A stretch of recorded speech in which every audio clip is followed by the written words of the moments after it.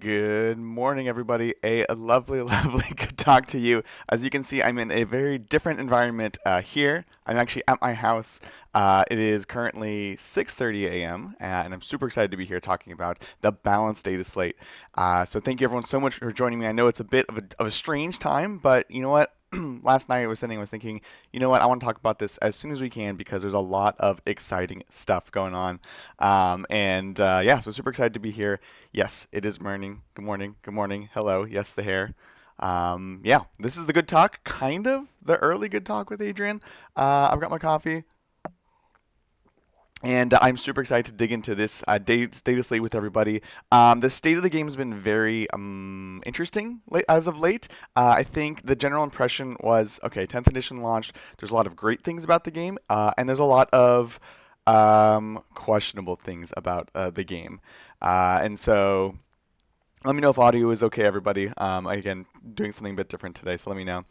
And so there's some big questions, right? Of course, there has been some armies at the very tippy top that are just absolutely blowing everyone else out of the water, and there's a lot of armies that are performing less than they should be, right? We looked at in the last MetaWatch article, we saw that many, I think two-thirds of the armies were outside of the Goldilocks zone for GW, which is a win rate of between 45% and 55% win success, and so there's a lot to be improved upon, right? And so the question, of course, coming in today has been, will certain armies, such as Eldari, Genestealer Cult, Imperial Knights, maybe, and Custodes get brought down, and will almost everybody else get brought up? There are a few in the middle that I think we're all curious to see how they come out. I know Games Workshop is aware that if you nerf some of these ones at the top that we're talking about, then these other armies become potentially a problem. So we're talking here about things like Thousand Suns, we're talking about Chaos Demons, or even in some cases, maybe even talking about Orcs. Everything that's actually in that Goldilocks zone right now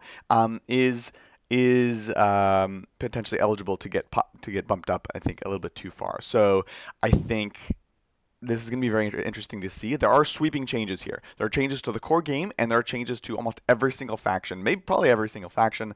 If you are not in that zone, you saw some changes. Frankly, even if you are in that zone, there are some changes. So with that, let's dive on in and take a look. Lovely seeing all your lovely usernames in chat. Appreciate your coming on out. All right, here we go. This is the points, but I think let's not talk about points first. Let's talk about the balanced data slate itself. No, Liam, I didn't wet the bed. Okay, I got up early by myself and made coffee by myself, and I'm here and I'm ready. All right, here we go. So balanced data slate. I'm frankly, I'm just going to go through this with you. I'm going to kind of explain what some of this means. I'm going to give some first impressions, but also in chat, let us know what you guys think. What are you excited about? Do you think this was a success? The title of the video is "Did they fix 40k?" That's what we're going to talk about today. And let me know if you have any questions. Of course, you can still send in those super chats. I do receive those over at my house. So let's take a look. Balanced data slate. First of all, devastating wounds have been a problem. Well, let's just say that, right? Every 6 to wound goes to mortal wounds. It sounds interesting, it sounds elegant, but it begins to cause some big problems and it skews the games in ways that I think Games Workshop didn't necessarily want, right?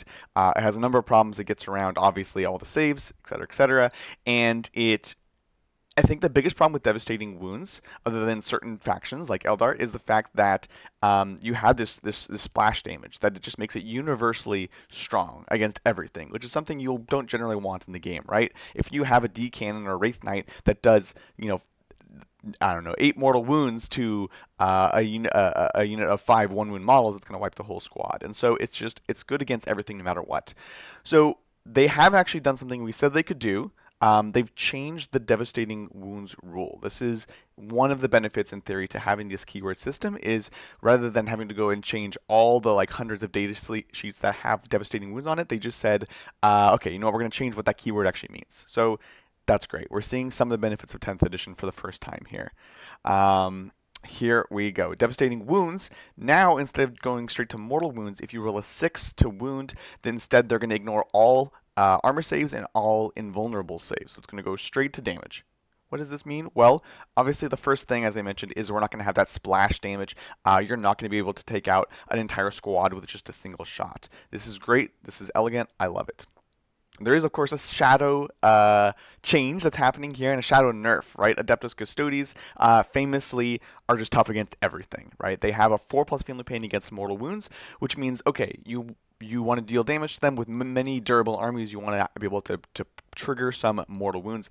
Against them, it didn't matter. It was 4 up. And in some cases, you actually wanted to avoid getting into your devastating wounds because they just became tougher.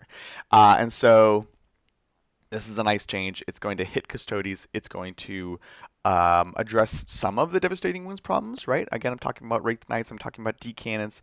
Those are the main ones, really. Those are the big devastating weapons are a problem. So that is devastating wounds. I like this change. This is a good change. Let's just go straight down this column here. Next up, stratagems. Modifying a stratagem's CP cost. This one is a huge change. Basically, this is an acknowledgement that some of these rules that adjust the cost of command points are just not working right now in the game. They are messing with the CP economy that GW wanted to design in. So, for example, we have things like Vex. Obviously, they increase the cost of a stratagem. I don't know that this is so much of a problem, but I think they're trying to address everything at once. The other main thing, of course, is captain abilities that make it so that a stratagem costs 0 CP. This way, you can get ridiculous value if your army has one of these like captains that is effective, that is strong. Of course, we're not talking here about units like the Nexos that are gonna they're just very very strong. And so let's see, this is the first part of the change. One, they just kind of do a clarification here where they're saying, of course, if you select multiple units and you have a CP refund, you can only do it if they're the only target. This is the way that this has been ruled generally. It's the way we've been playing it. However, where is the battle tactics change? Da, da, da, da. Oh yeah, that's part of it. Okay, cool. You can only use these abilities on battle tactics. A lot of people, including Bridger, were like, "What is this? What is battle tactics? What does this mean?" So we don't really use it in 10th edition. We don't talk about the categories of the stratagems because frankly it hasn't mattered. So we all have forgotten it. There are different categories. You can see it right underneath the name of the stratagem, and this is going to limit these abilities only to battle tactics. What is a battle tactic? Well, not much, namely not Overwatch. This is going to really, really limit the scope of these abilities, and it's going to give Games Workshop a bit more of control in here. Now, just jumping ahead to some faction stuff, I believe one stratagem has changed category. This is the Custodes fight first. It was a battle tactic. Nobody knew that because it didn't matter. But with this change, they're moving that so that fight first is not eligible for these benefits because, Custodes players were running around with captains. You have double captain block. No matter where you charge, they're going to double fight first against you. It's brutal. So this change is big, and this change is very, very wide sweeping. I think this is going to be one of the first of several hits to Genestealer Colts, who use a ton of free stratagems. The next was being able to pop a free strat in each player's turn. And I think I like this change. I need to try it out. I need to test it out. But that's where I'm at there. Let's take a second to take some super chats. Let's take a look if this is working. Thank you so much, everybody. Thank you, Evan. I hope you guys had a good time at Nova. I'm still catching up on the streams and tacos to Bridget for holding down the bastions of the Fortress of Terra. Absolutely. Thank you, Evan, so much. Appreciate it. Nova was amazing. It was, dare I say, one of the best Warhammer experiences I've ever had. It was really, really heartwarming to see everyone there. We don't make it out to the East Coast too often, so it was great to see and meet all these new faces, these new people, and they just had so many kind words to say to us, and it really, really means a lot. So thank you, everyone. And as far as the event, it was really well run. It was awesome. It was a bigger gaming space than last year. It was very smooth. It was well organized. There was food for everyone, which is never a given at these conventions. It's often like waiting in line for a half an hour, then you have no time to eat before your next round. None of this was a problem. It was awesome. We had a great meetup with the Titans. So definitely consider coming next year to Nova. It's going to be a yearly thing for us. All right. Yeah, it is a wild morning stream. I've got the morning hair. And then thank you, Liam Dempsey. I know you don't like early mornings. Here's a coffee fund for the day. Cheers, Liam. Liam. Mel's still sleeping, so we're gonna do some whale music for her. Liam. Thank you, everybody. Appreciate it. Looks like chat is a buzz with all the changes. Let me know what your favorite change is. We're going to talk about points. There's a lot of them. It's very, very intense. Liam, you're going to come to Nova next year. You should. Mini Wargaming Dave was there, and we missed you. All right, let's keep on moving. Let's see. This is stratagems that can be used more than once per phase or turn. And then this is saying, right, this is saying you can only do this on battle tactics as well, unless of course the stratagem, unless of course the ability calls it out. So there are certain things like Overwatch style characters that specifically call it Overwatch as being free or whatever. So good change, makes sense. Obviously, kind of in line, checks out. Um, Speaking of Overwatch, Fire Overwatch, they've kind of just rewritten it here, and I don't know if they've actually moved categories, but whether or not, like, I don't know if they have, but it's not a battle tactic; it's a strategic ploy again. So you cannot use any CP refund, CP, reductions on that. The enemy unit has to be visible. This is a big change. It's going to hit, of course, D-cannons. It's going to hit Night Spinners. Those units won't be able to just pop off, use some Fate dice, or just try to get lucky. Like the Night Spinner just needs to hit you one to slow you down. That really sucks. Now that I say that, that probably only triggers during the shooting phase. So we're really talking about D-cannons. And we're also talking about Titanic units. You can see down below we have restrictions. You cannot target Titanic units with this stratagem. This is a massive change, a massive hit to, of course, yes, the Wraith Knight, which we'll talk about a bunch today, but also the entire Imperial Knights army, right? Where we have these Crusaders, these big knights that have just withering firepower in the opponent's turn, and you're just punished so much for moving anywhere near them. So this is a huge change. This one I'm not sure if I like, just because I think if it works and if knights can still function, that's great. If it causes them to fall off the face of the planet, then obviously that's a problem. I think knights are one of the armies that I'm curious to see because they have been toned down a lot given all the other changes they've already come out with. I think they're still very strong, but we got to be careful. We got to be aware. We have to make sure that we don't nerf things to the ground. So we'll see. This is a big, big hit to things like the Crusaders, things like the Valiant, which, yeah, it's gonna be interesting. So yeah, Liam, exactly. RIP Valiant. Insane Bravery. This is, of course, a epic deed stratagem up here. We're talking about those categories now. This is interesting. So Games Workshop decided a few things. One, that the CP economy wasn't working. And also that bravery is not enough of an impact in the game. This is something that many people have discussed. We've discussed it on the channel as well. Is Battle Shock what it was supposed to be? It's supposed to be this big game-changing effect, and I think there are cases where it's not. And this is one of the best reasons why. Insane Bravery has been one command point in your Battle Shock phase. When you fail a Battle Shock, you spend a CP, you just auto pass. So changed from the previous edition. This is going to the previous edition. This cost 2 CP and is once per game. In 10th edition, it's 1 CP and it's unlimited times per game. Well, we're going to be reverting some of those now. You do auto pass, but you can only use this once per game. This is a great change because, frankly, Battle Shock, at least in the Battle Shock phase, was never really a problem. Like, you just make sure you have the command point. You're going to spend it if you need it. It sucks to lose a command point, but that's it. It wasn't this big game-changing thing. It was like, oh man, like I didn't get my command point. So this is a good change. It's gonna suck. It's gonna suck. I know I'm going to be the first person to fail this on the channel, but it's better for the game. It makes this mechanic that is supposed to be an actual mechanic impact the game. Next up, another massive change. This is a core change to the game as well. Ruins visibility.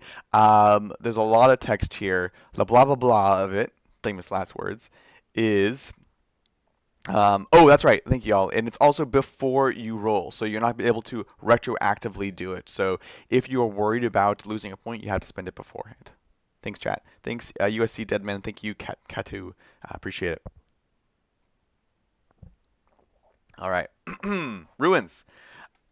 The big thing here is towering. Now, we've talked about towering before. It's a very, very, very powerful keyword rule, and it's created some problems in the game.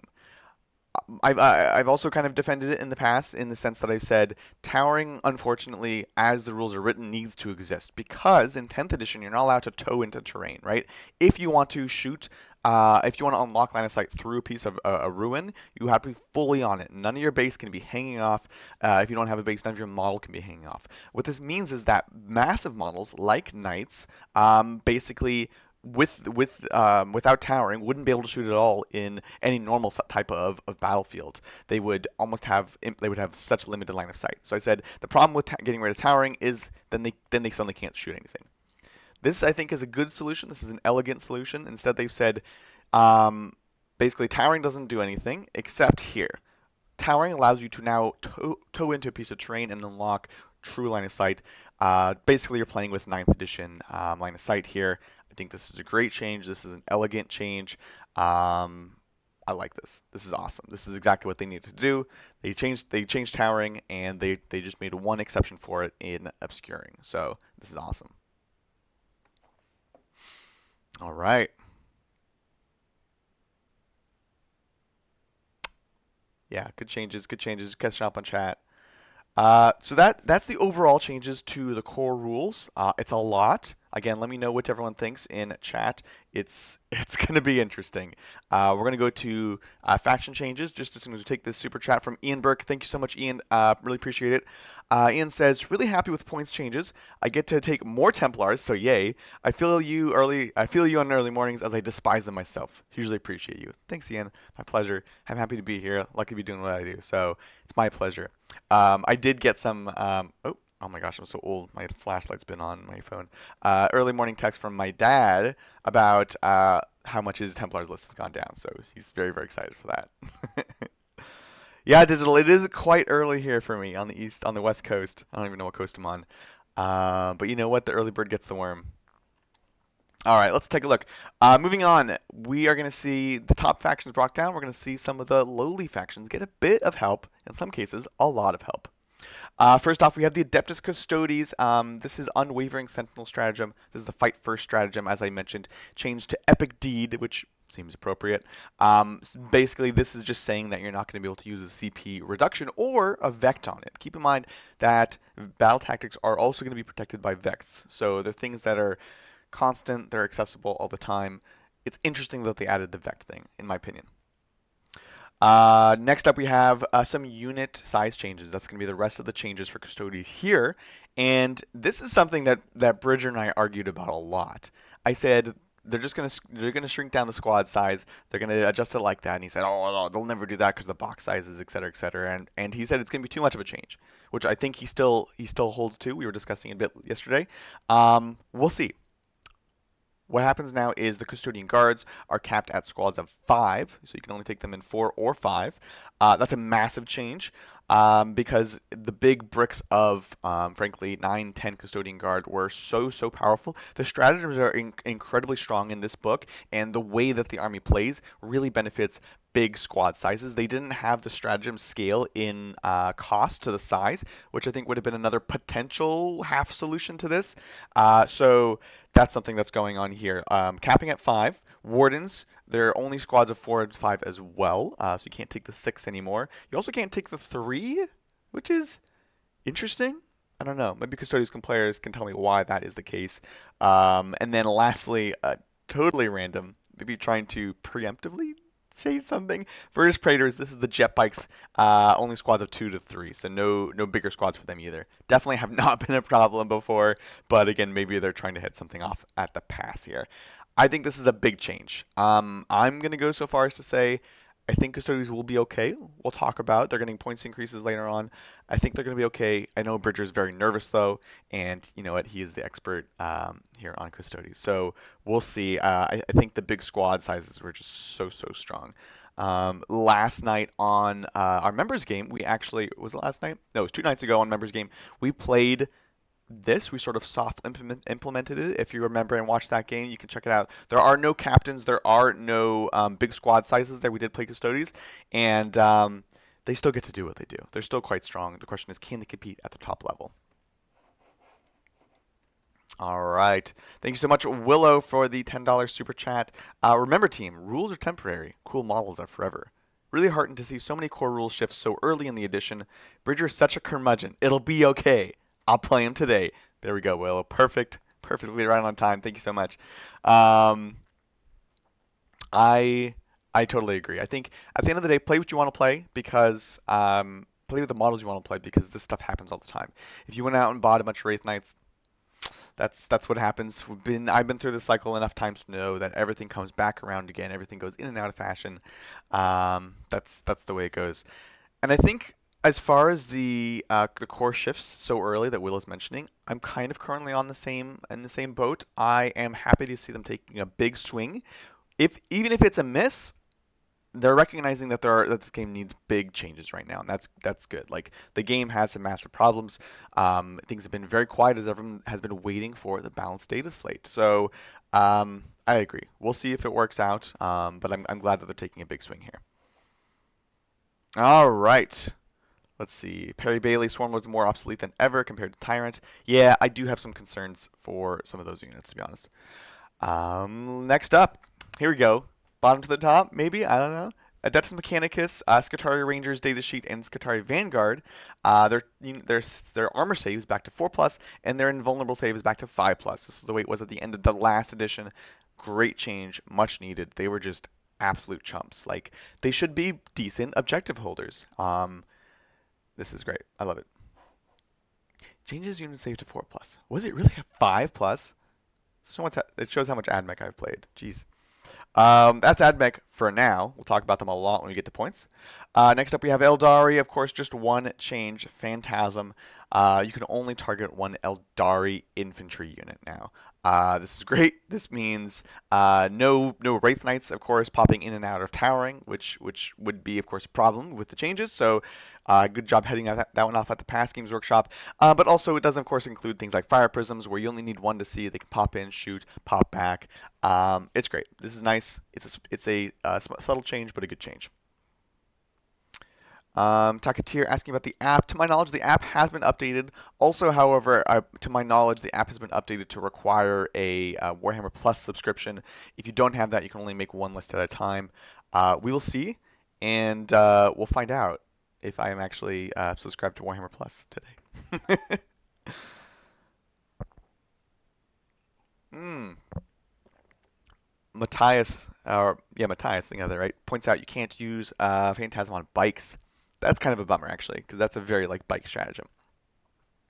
Next up, Agents of the Imperium, of course, the faction that needed many nerfs, just in the form of the Exaction Squad. Exaction Squad were, of course, the Arbites, the Adeptus Arbites that came out in that Kill Team box, and they were everywhere. If you were playing Imperium, it's a decent chance that you were running a squad or two of these 5 model Exaction Squads. They were only 35 points, which is absurdly cheap. It's less than 4 prosecutors for Custodes. So simple fix here. They've gone up to a squad of 10.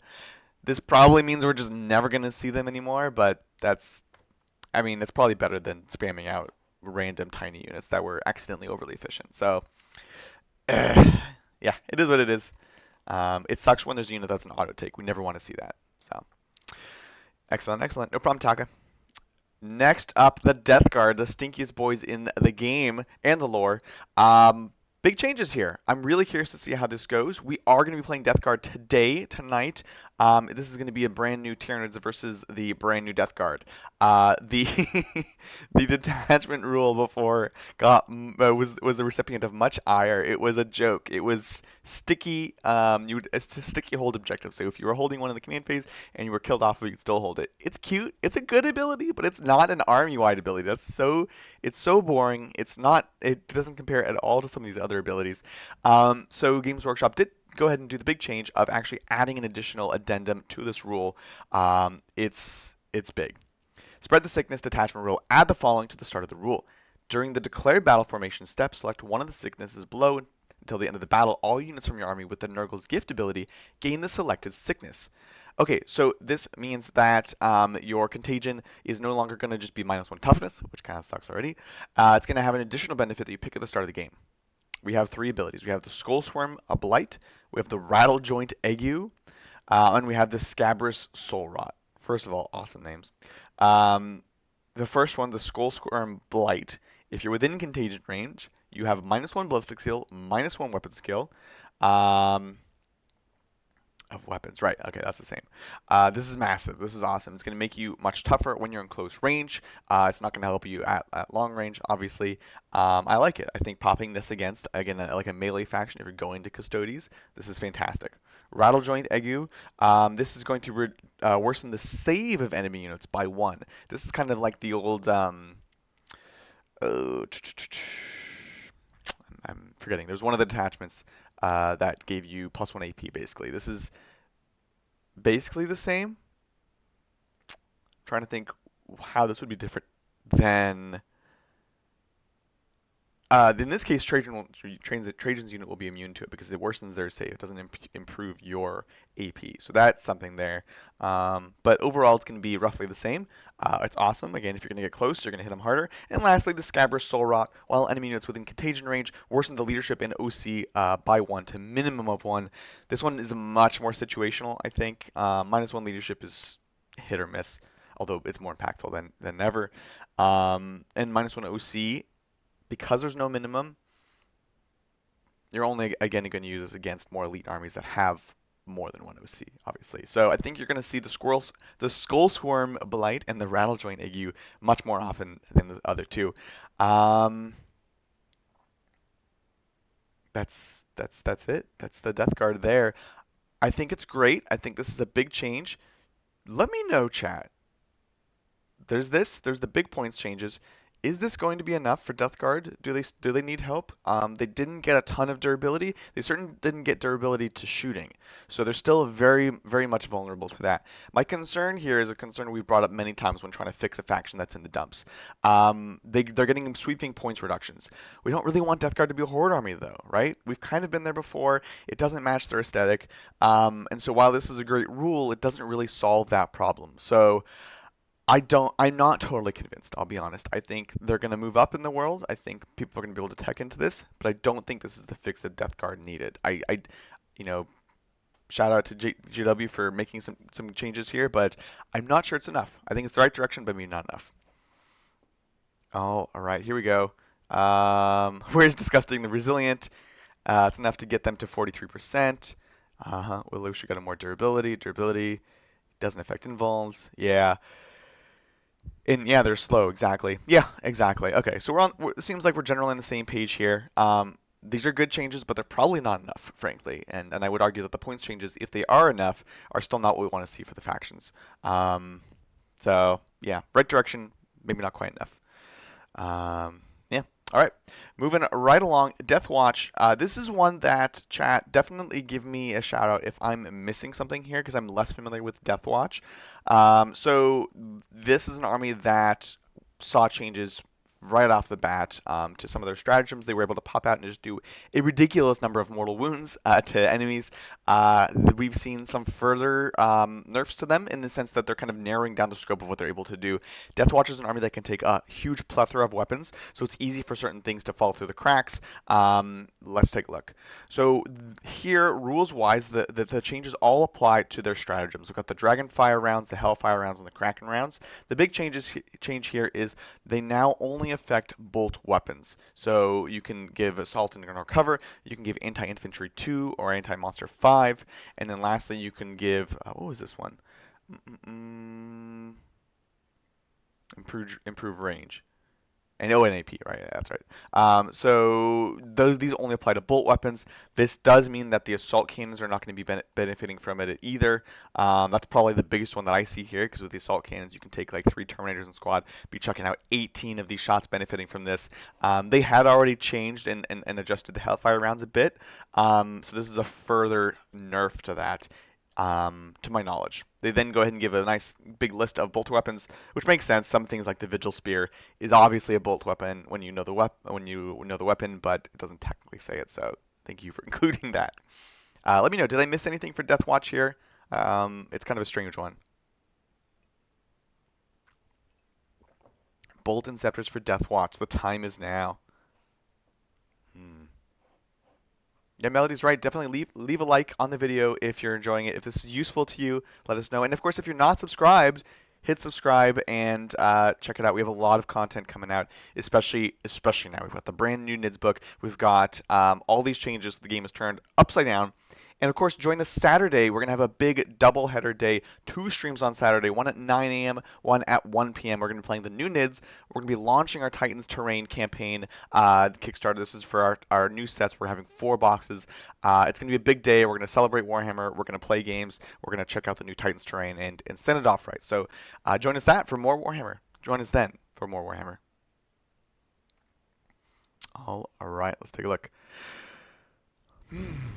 With points changes, aggressors with bolt fists might be the move. Look, I'm telling you, bolter aggressors were one of the champions this weekend at Nova. I kept hearing these stories. These bolt aggressors just killed us Wraith Knight. These bolt aggressors killed Trajan and his bodyguard. And then I experienced them in one of the rounds I played against Blood Angels. Them with bolter discipline, with all the buffs, were quite scary. So I'm excited because I mostly have bolter aggressors, not flame aggressors. Okay, folks, here we are, the Gene Stealers. We talked about Eldar a bit. We've talked about Custodes. We come now to the third boogeyman, which is Gene Stealer Cults, a faction which I absolutely adore. They very much are in my playstyle. They're crafty, they're sneaky, but they're too good right now. Let's be honest. I took demons to Nova this last weekend. One of the reasons, beyond just the speed of play, was the fact that Gene Stealer games would go one of 2 ways. One way, half the conversation would be like how strong they are, they're amazing, blah blah blah. It's so strong, and it's like, okay, well I won, but this is a very very powerful faction. Or I lose, and it's like, this guy sucks. Gene Stealer is like the strongest army in the game, and they still lose. So it's very polarizing for everyone. And so I was like, I didn't want to have that experience. I'm gonna take demons that are actually, in a balanced place and had a great time. So before we go into this, I welcome any changes to Gene Stealer Cult because they are too strong right now. It's very very overwhelming, especially for certain factions. So let's take a look. If your army faction is Gene Stealer Cults, this stuff happens. Basically, the Cult Ambush rule has been modified to not be automatic for battle line units. Makes sense. The way it works now, basically, is the baseline roll is a 5+. If you are battle line, you're going to get +1, so it can go to a 4+. If it is battle round, what is this, 2 or 3? Oh, 1 or 2, okay. Then you get a +1. So if your battle line for rounds 1 or 2, it's going to be on a 3+. So it's not automatic. It's not automatic. I guess that's the main thing to say about it. And then while we're on it, we also have another change to Adel and Jackal's datasheet, Outrider gangs. This is a change to the previous change. The blips, you have to be wholly within 6 inches. This meant that a bike unit of 10 just couldn't be regenerated with a blip, which I thought was intentional. Maybe it was. They've adjusted it now, so it's just you have to be wholly within 9 of a battlefield edge, touching your cult ambush markers. This is good. This makes sense. This kind of adjusts them to kind of fit their restrictions. So Cult Ambush, massive change. This by itself, I will say, is not even close to enough though. You're still getting your battle line in a 4+, which still means that this is Codex battle line. I like it. I think it's great. I think it's going to make Gene Stealer players think twice. I know currently half the time I have like two squads of 20 with Nexuses and Primuses, and I have 2 squads of 20 that I just throw out there. They're just gonna die early. They're gonna live fast. They're gonna die young, and they're gonna come back because I know it's guaranteed. So already this is a fundamental change to the way that I have to play this army. I think the Nexus change in conjunction with this is massive. Because here's the thing, you say, okay, your units aren't going to come back automatically. Well, you can kind of build these Death Stars with the Gene Stealer Cult. Like I said, you have these 2 super units. Maybe you went to 3 if that was your style. And so you could play KG with these. You didn't have to because they were going to come back. And you would lose the characters, which you try to avoid, but it wasn't the end of the world. Now, those Death Star-ish kind of units are going to be less powerful because of the CP changes. You're not going to be able to Overwatch for free, for example, and so this is kind of a double hit to GSC in a kind of subtle way. The CP reductions and the Cult Ambush changes in conjunction are going to work to really start to hamper the army. The last part, of course, is going to come into the point changes, which we'll take a look in a bit. So overall, big hits to Gene Stealer Colts. I think I like them. I think it's good. I'm curious to see. Have not tested it yet. So yeah, yeah, Melody, you could play so belligerently with GSC. Absolutely. That's the thing. Um, Yeah, it's going to make people have to be be very, very careful. Steven's a little concerned that's too much of a change to the GSC. Yeah, we'll see. I think it's on the line. I think they got hit very, very hard, but they were also very, very strong. So we shall see. Also keep in mind that Games Workshop is certainly not above retracting rules in the future as the game changes. So I'm good with it. I'm going to be playing some GSC and trying it out. Grey Knights, one change. Haloed in Soulfire stratagem, change to Strategic Ploy. Haloed in Soulfire. Let's take a look. What is this rule? My guess is I'm not sure. But I guarantee the reason that they changed this is just to make sure that it's not a battle tactic. So you can't make it free. You also can't vect it. All right, we're in the app. Let's take a look. Haloed Soulfire. Show me the rules. No, not coming up. All right. Grey Knights. G Knights. We're going to go to Index Grey Knights, Detachments, Stratagems. Haloed and Soulfire, it's 2 CP strat in your movement phase. Oh, this is the untargetable. So give a unit lone operative basically in your movement phase. It is a 2 CP stratagem. Okay, so makes sense. They're trying to lock this to 2 CP. They don't want people to make it free. They don't want people to make it 3 command points. So they want to lock this in as a kind of a core stratagem for the Grey Knights. So they want to protect this one way or the other. Okay, makes sense. I like it, GW. I see ya. And this kind of really connects with what I was saying before. Is the main reason they're changing this is because Games Workshop feels that the CP economy in the game is messed up right now, and they want to fix that. There we are. Yes, it is a tiny Grey Knight nerf. But it's also protecting them. You can't vect it and make it 3 CP. So that's good, right? Uh. All right, Imperial Knights, who we have thus far seen basically just take nerfs. Let's see what happens. Bondsman abilities. This is a big, big change as well. The big thing here is Bondsman abilities can only affect the Daddy Knights. You cannot have the big Knights benefit from their own Bondsman abilities. Massive change. This is going to change list design, I think. What does this mean? Well, the Crusader for one gives a unit, sometimes 2 units, plus one ballistic skill, plus 1 to hit. One of those things. So normally the big knight itself, the Crusader, is hitting on 2s. If it didn't move, it's getting sustained hits. So this is a big deal.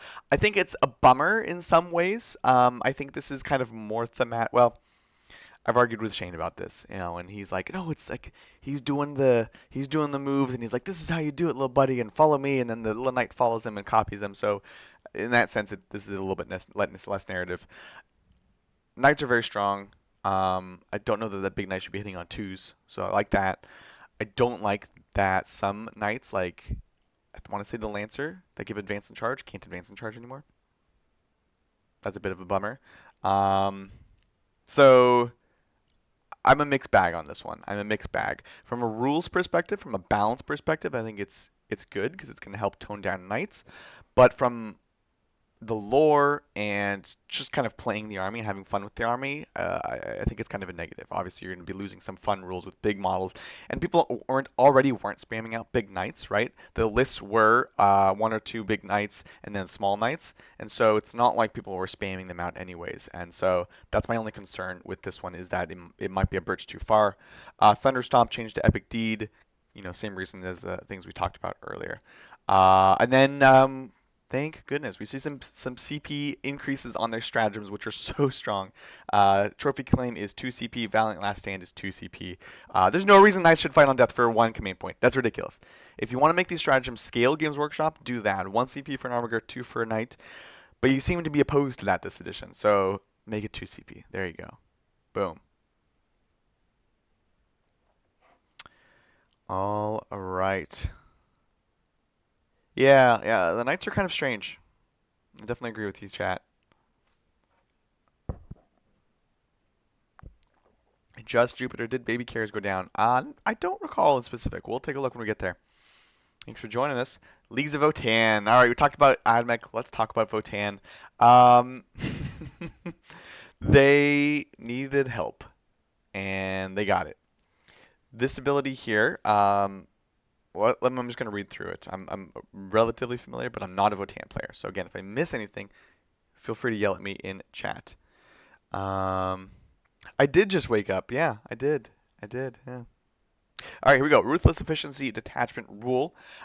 This is the ability where you basically pick something at the start of the battle or game, and you say, that's a grudgeon, and you gotta kill him.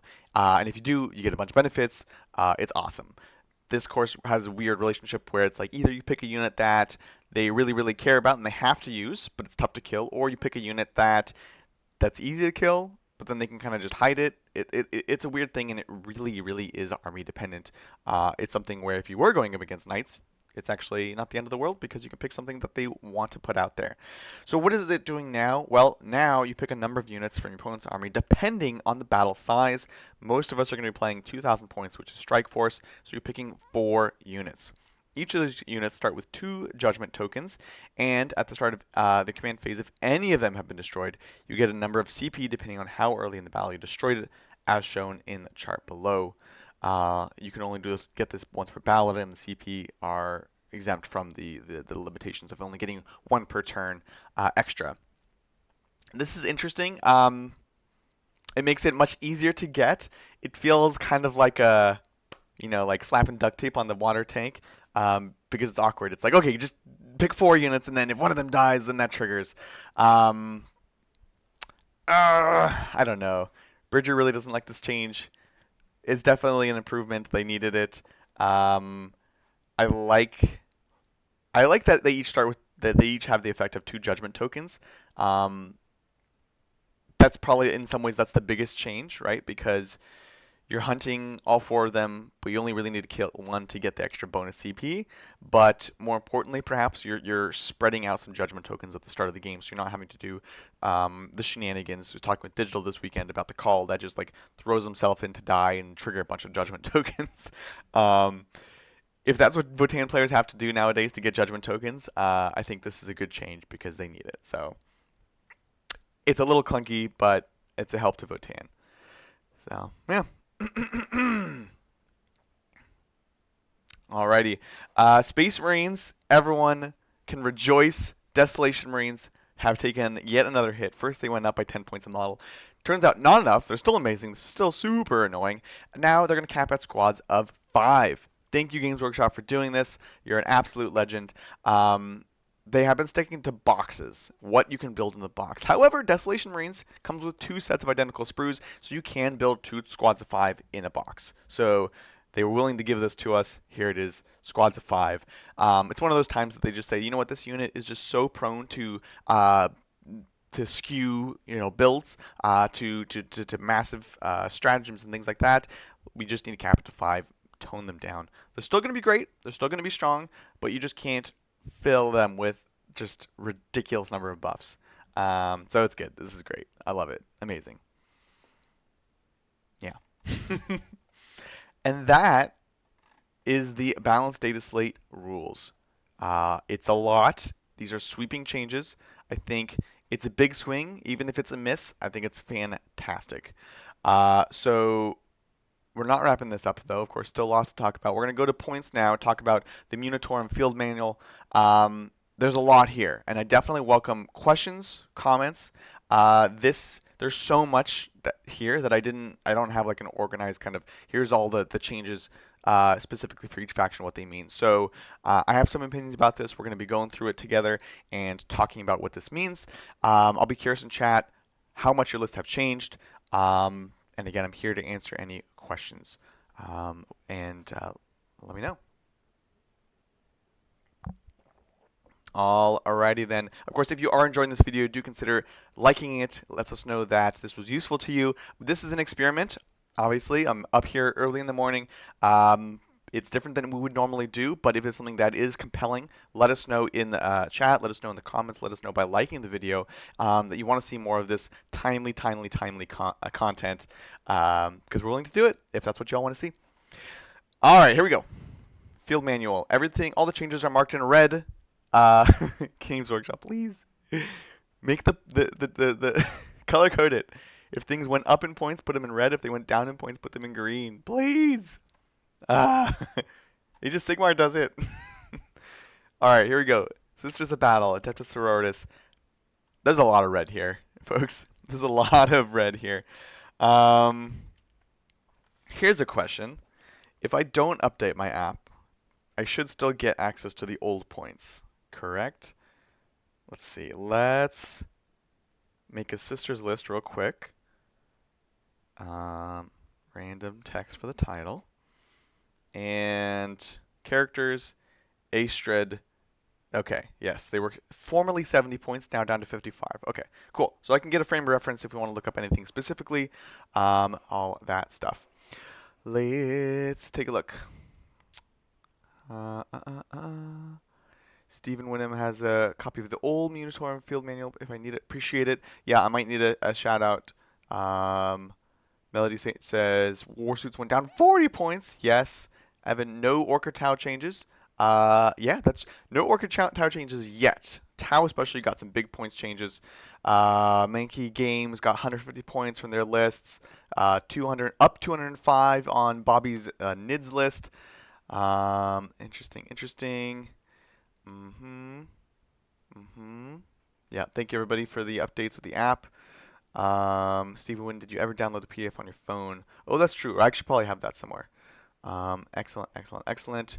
String7, not a subscriber. You should subscribe. Also not a member. Let's get some gifted memberships in here. Welcome everybody. Okay, yeah, you have to do it manually. Okay. And the stomp is still at 800 points. Look, we will do an episode talking about Nova. Tyler did take the Stompa and Squigata Nova, and it was awesome. All right, here we go. Adeptus Sororitas. Big sweeping changes. Basically, if you're seeing a red here, it means the points went down. Hilariously, the Exorcist is back down to 160 points, exactly what it was at the start of the edition, before getting the indirect increase.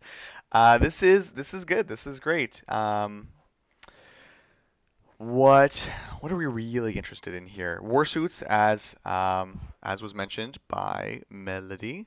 Sacristans didn't go down. Interesting. So Warsuits down by 40 points, down to 200. There we go. Thank you, Stephen Whittam, for gifting 5 Tabletop Titans memberships. Greatly appreciate it. And welcome to the new members. Here they come. Get the green names. Let's snipe them out. Thank you, Stephen. Really appreciate the support. It's a great way to support the channel. And let's get some emperors in chat for Stephen. Ooh, I'm at the keyboard now. I can do it. Click. Boom. All right. Morgan Val, 125 points. Very, very cheap. She's already amazing. Dialogus, 30 points? Oh my goodness. 30 points for a character. That's wild. Oh my gosh. Very much just a points buff for a unit at this point. Just Jupiter, thank you so much for 5 gifted memberships. Absolute legend that you are. Appreciate it. And welcome. Let's get those green names in chat. Yeah, so there's a bunch of sweeping changes here. Retributors, I'm still curious about. I'm pretty down on Retributors in general in this edition. They're just so fragile. Yes, you can reserve them. Yes, you can put them in a Rhino or Immolator. Yes, you can add Diluters to have them be all 6s, but still one turn of popping off and then they just die. So they need to be as cheap as possible. 145 points for that package. Okay. Ooh, Immolators. I still want them to be good. Where are they? Let's see. 115 points. I would have liked to see a bigger change there. Where were they before? Immolator. I'm looking in. It's in dedicated transports. Immolator was 130, so it went down 15. I really would like it was 100 points. That would be awesome. Games Workshop. Very, very strange. Yeah, so look, big reductions in sisters. I think this is great. I think they're lacking in killing power, and this doesn't solve that per se. I think that the base profiles are just a little lackluster. I don't want to be one of those people that's like, well, we'll get a Bloody Rose detachment that just fixes everything. I do think that the current detachment still needs fixing. One change I would have loved to have seen here is squad sizes change. I would have liked to see Battle Sister squads go back to squads of 5. I don't think they're going to do that because of the boxes. I would like to see Retributor squads go up to squads of 10 because, again, ultimately, right now we're in the lane of Martyred Lady, which rewards you taking big squads, and I like that. I like that the different detachments are probably going to incentivize that, right? Like if you're running a different detachment, you're probably going to want these small squads, but we need the option, that flexibility, to build different types of sisters armies. So that's my biggest critique here is we aren't seeing those changes, and I don't know if we ever will because they're sticking to their boxes. So that's sisters. I'm excited to play them as always. Custodes, here we go. Big increases here across almost everything, except, here we go. Get your beach whale out. The Cronus grab here, staying at 200 points. I'm sure my dad will be happy about that one. Pretty much everything else that people have been running has been changed. We saw the custodians go up a chunk of points. We saw we saw the guard go up a chunk of points. We saw the wardens go up a chunk of points. You can see now the new squad sizes are of course implemented here as well. I mean everything went up. Even Virtus Praetors? No. Virtus Praetors. 80 points. 80 points a model. I think that is an increase. Venatari went up. Oh no, poor Venatari. They are they're my favorite Custodes model by far. Oof, that's a shame. Captain's going up on top of the other change to the stratagems. Um, Look, it's very interesting. I think Custodes is one of those factions that are getting hit by multiple angles. It's kind of death by a thousand cuts. So I'm curious to see how this all pans out. I know Bridger is very nervous. The Achilles went up in points. What? Oh, Virtus Priorities went down. Okay, that's right. You know what? That's right. I remember my dad messaged me that this morning. It was he thought the same. They actually went down. Perfect. Thank you. Stephen Wyndham. And everyone else now saying it as well. And the jet bikes. Okay. Makes more sense now. So the bikes and the Venatari are down. The things that you're seeing in competitive lists are all up. Cool. Appreciate it. Cool. Good for them. This is good. It's not just a blanket nerf to the faction. Moving straight along, Adeptus Mechanicus, of course, a lot of red here. Big changes. Interesting. We're seeing Breachers and Destroyers being changed here. I'm going to go ahead and pull up the Yield app as well, again, and see which direction we've gone in there. Because that's like Ballistari, we've been seeing competitive lists, and they didn't move at all. Onagers didn't move at all. Datasmith didn't move at all. Whatever. The Stratoraptor didn't, but the Fusilov did. Call didn't move. Okay. I think that's fair. Like, Call is a central model. It can be a little bit nerve-wracking to change it. Yeah, love the buff to the battle line, rad cohort, blah, random text, create an army. But yeah, I'm really interested to see these cataphrons. Did they change? Boop. Cataphrons. So before it was 120 for destroyers and 150 for breachers. 120 up to, okay, so it went down 5 points. They went down 5 points each. Okay, sure. That's fine. But they didn't go up. That was the one thing. I was like, all right, are they gonna hit these hard? This is awesome though. Where are the battle line troops? Skitari. Rangers and Vanguard, 9 points and 8 points respectively. This is awesome. So they are cheaper and they're tougher. Ruststalkers at 70 points and Infiltrators at 70 points. This is awesome. So this is another army we're going to be playing this week. I'm going to be playing them on Saturday in the second game of the day. So if you're wanting to watch Admech, Saturday, 1 p.m. Pacific Standard Time, I'll be playing them. I'm super excited to dig into them. I am working on additions to our Dark Mechanicus. As I mentioned right now, really it is Codex Cataphron. That's what people are succeeding with, and we've got a bunch of them. They just need to be converted. Actually, this is a first look right here. These are my old Cataphron breachers from when I played Mechanicus, and so I'm converting them up to Dark Mechanicus style, and so we'll get those. That's not going to be for Saturday, but I just want to let you know I am working on it. It's happening. It's coming. So yeah, this is a great change. Question for you, chat. We talked about Death Guard. We're not super convinced about Death Guard. What about Mechanicus? How are we feeling on them? I personally feel more positive about them than I do about Death Guard.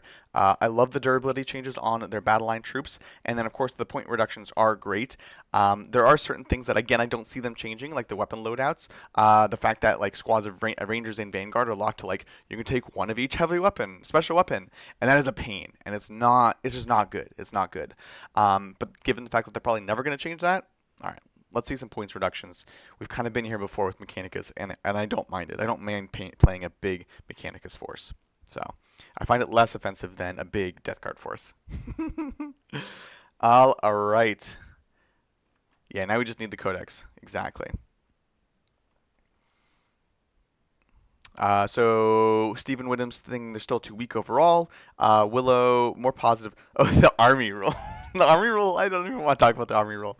That's true. I would have actually changed that. It doesn't have to be massively impactful, but the way it is just a joke. Titanicus, if you're playing Titanicus, if you're playing your Warhound, you are good. You can still play it. Eldari, here we go. So Eldari, the third faction that's kind of getting death by 1,000 cuts. These are unequivocally just a bunch of points increases. A few things I was very curious about when I first saw this document. Um, did the Fire Prisms see points increases? Yes, they did. Where is it? Yes, they did. They went up previously to 160 points, which again, I said was way too cheap still. They're up to 180 points. This is good. This is fair. I'm content now. Fire Prisms, you can leave them alone now. This is good. Night Spinners up to 180 as well. They are. This is very very much important. I think the Night Spinner generally has been considered weaker than the Fire Prism, but the problem is they fulfill different roles, and they're both so good that you take both of them, right? Eldar players often running 3 Fire Prisms and then at least one Night Spinner, because the Night Spinner's ability to slow a unit is just so essential in some matchups that you're gonna take it. It doesn't matter that it's not as strong as the Fire Prism by itself. It fulfills a different role. So they need to be matched point for point. So 180 points for a Night Spinner. I think you'll still see that ratio of like 1 to 3, 1 to 2 now. All right, let me know, chat. I just got a disconnect notification. Let me know. It says it's reconnected now, so we should be okay. Just gonna give it a second to catch up. Awesome, great, perfect. Also curious, stream quality been okay other than that blip? I'm just at my house, so that's always a question. Excellent. Appreciate it, chat. Excellent, excellent, excellent, excellent. So I was just talking about Forge World stuff. Not sure where I got cut off. It doesn't seem to be here. Shadow Specters are one that I am definitely wanting to see some points increases as well. But this is great. This is awesome. Warp Spiders, Dark Reapers is interesting. Death Jester, definitely. It's one of I think 2 Harlequin units that went up in points. Death Jester and then the Void Weaver went up in points. They're definitely keep an eye on these shooter units. Warwalkers, their third points increase, I believe this edition. One on launch, one a little bit later, and then one here. They definitely need it because they are stupidly strong. So this is great. At risk of sounding negative. Support weapons up, Wraith Guard up, Yinkarn up. Is this enough for Eldar? Is this enough? They still seem very, very strong. Shadow Specters, the next page. Oh, boom, there it is. Okay, Shadow Specters, 95 points each. Cool, excellent. Poor Wraith Knight. Lynxes, my dear, precious Lynx. We need to play some of them on the channel. I saw a few of them this weekend actually in Nova, which was cool to see. So these are big points increases. Oh, sorry. Did I move the mic too close? Sorry.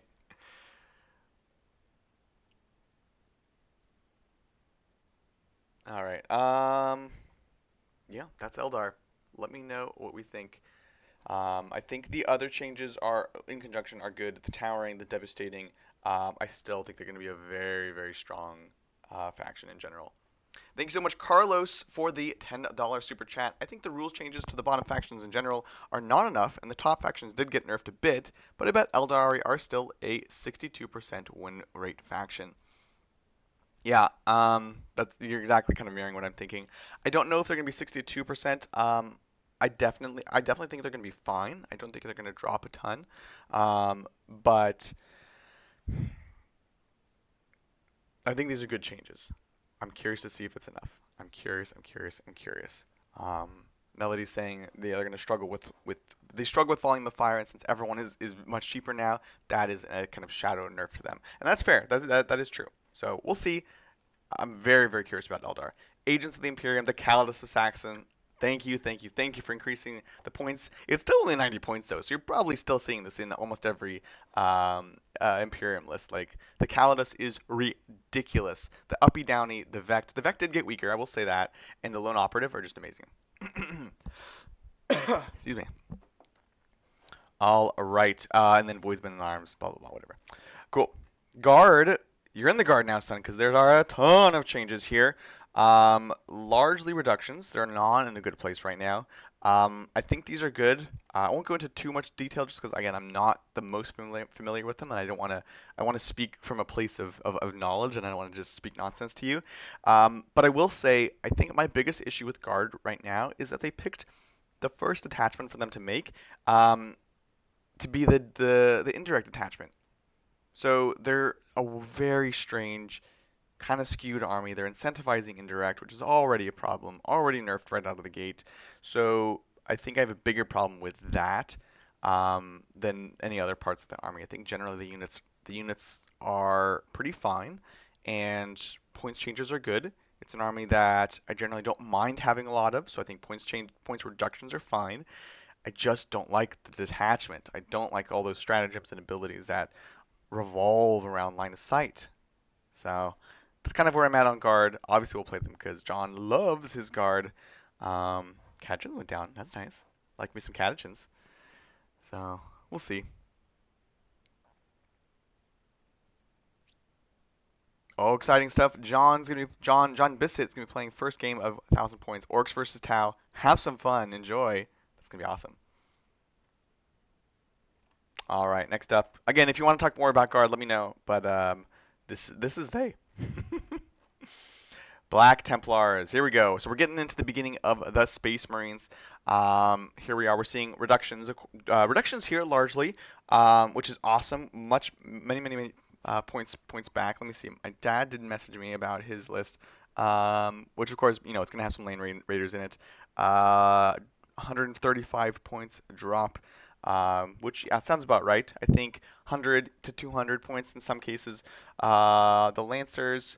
Lancer, I think, went up just a little bit. I think this was like 155 before, so tiny increase there. Crusaders, 65 points base. I like how cheap that is. That's fantastic, especially since we know that we're going to be losing scouts soon. At least the cheap regular scouts. We'll see what happens with that. Yeah, largely points reductions here, except for the mainline units that are very, very strong already. So makes sense. Keep in mind, of course, that things like the Marshal, I believe the Marshal is the Black Templar equivalent of captains, did get weaker because of the changes to CP reduction, CP change, stuff like that. So yeah, Lancer went from cheapest to most expensive. I know, right? Sometimes you miss. First impressions are not correct. Repulsor Executioners. Let me go ahead and pull up a Space Marine army in the app here so we can take a look at some of these changes. Let's just make a new one. Don't want to mess with any of my current lists, frankly, because I would just love to see how much they went up. So here we go. Space Marines. Let's make it just generic so we can have access to all the base units. Give it that. And let's go to other sheets. Okay, so Repulsor, formerly the Executioner was 230, up 5 points. Okay. Now this is the Black Templar one, so there's a chance the other one might be different, but I doubt it. Let's take a look. Blood Angels. Oh yeah, Sanguinary Guard. How many points are they? 175. I can't do math. It's too early. Calculadora.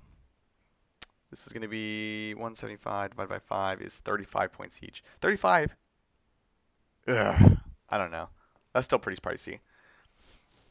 Maybe 30 is too cheap, but they definitely needed this reduction here. So 35. They were so expensive. They are different. Thanks, Steven. Appreciate it. Appreciate it. Black Templars are 5 more than non-Black Templars. Oh, why? Oh, because they get the multi-melta. Okay. And now it's only 15 point tax. Okay, cool. Thank you. This is the kind of information that I need here. If this is like your army and you're familiar with the nuances of this, I want to hear it now. It's super helpful. Um, I brought information to you. Now it's time for you to bring information to me. So I appreciate it. Yeah, Sanguinary Guard. This was the number one that I wanted to see here. Um, Blood Angels, we have been seeing Blood Angels do well, like decently, running Gladius Strike Force. I think still some issues with the core detachment. I fought against Gladius Blood Angels this weekend. It was an awesome game. I was super impressed by the list. I want to run something similar to it on the channel. But again, it's using Gladius, and it was using Block of Aggressors, teleported by the Librarian Dread, which is awesome. And then I had a unit of 12 Death Company, which we see some points changes to here. Um, Rapid ingressing in, jumping over, then jumping over the aggressors for kind of a 1-2 punch. It was awesome. It was awesome, awesome, awesome. I really want to play something like that. So, yep, looks good. Librarian Dread down 15 points, and Sanguinary Guard dropped 40 in the block. Yeah, makes sense. Um, yeah, cool, cool, cool. Thank you, Harburn. Appreciate it. Appreciate the $10 super chat. You're pretty bang on with guard. They dropped the ball on rust points out of the gate and the indirect focus. This helps, but I'm not 100% sure it's enough without detachments. Okay, cool. I'm glad I'm in the right place, Harburn. Appreciate it. Yeah, guard. They're such a cool army, but I'm just not into them right now because of the detachment. And this is a few armies that's the case with. Eldari, obviously one of them. I want to play my Harlequins. I want to play them in the Harlequin fashion. So this is something that I think a few armies are going to be a little bit sad about for a while, at least until we get our books.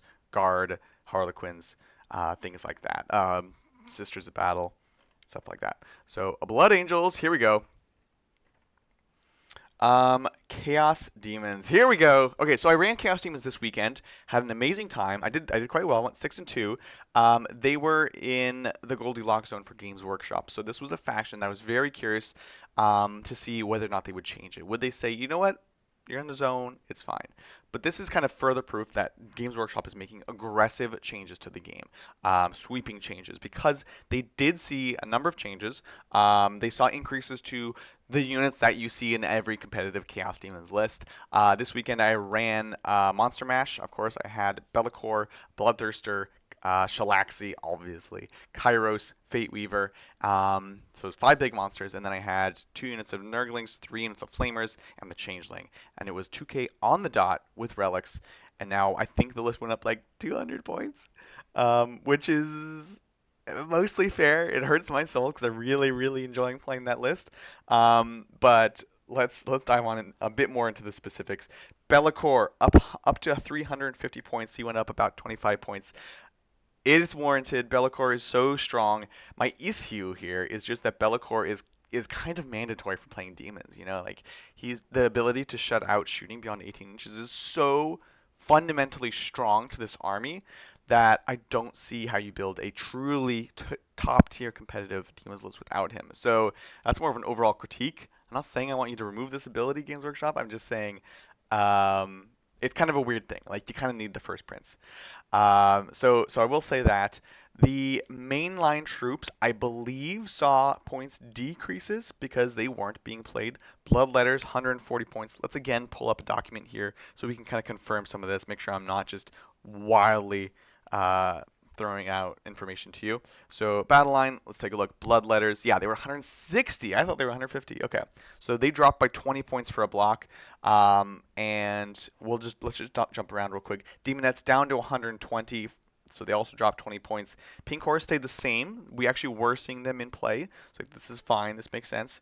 Plague Bears, also 20. So dropped 20 points across the 3 that weren't being used. The others stayed the same. Blood Master, and I'm jumping to the other heralds. Sorry for being all over the place, but that's because this is a faction I I know more about where they were, so I'm curious where they are going. Was it just those two? Fluxmaster's there. Boom, boom. Yeah, we definitely never saw a Poxbringer ever. And then the Bloodmaster. Okay, yeah, this is good. So reductions on those battle line. We saw increases otherwise. Uh, or sorry, decreases. Now the Bloodthirster, first of the big monsters, up to 320 points. Now looking at my list, he's 320 points with Argath, the King of Blades. So yeah, definitely up about 20 points. So we got 25 points on Be'lakor, 20 points on the Bloodthirster, and this more or less holds true. Unless your name is Shalaxi, then you're going up by like 40 points because she is 450 now. She was 400. She went up 50 points. Yeah, yeah. So big changes to the big monsters. Great Unclean One, 250 points. What was he before? 280. So you dropped 30 points. This is awesome. I'm very curious to play around with him. I almost put him into my list. The only reason I didn't is because everyone kind of has a role right now in that Monster Mash list. You got Be'lakor, that's going to help with the uppy downy. He's going to help make things untargetable. You have your two melee monsters, Slaxy and Bloodthirster, and you have your two shooting monsters, Kairos and Lord of Change, that between them can take out some of these medium targets. They can kind of take down Armiger with a bit of help.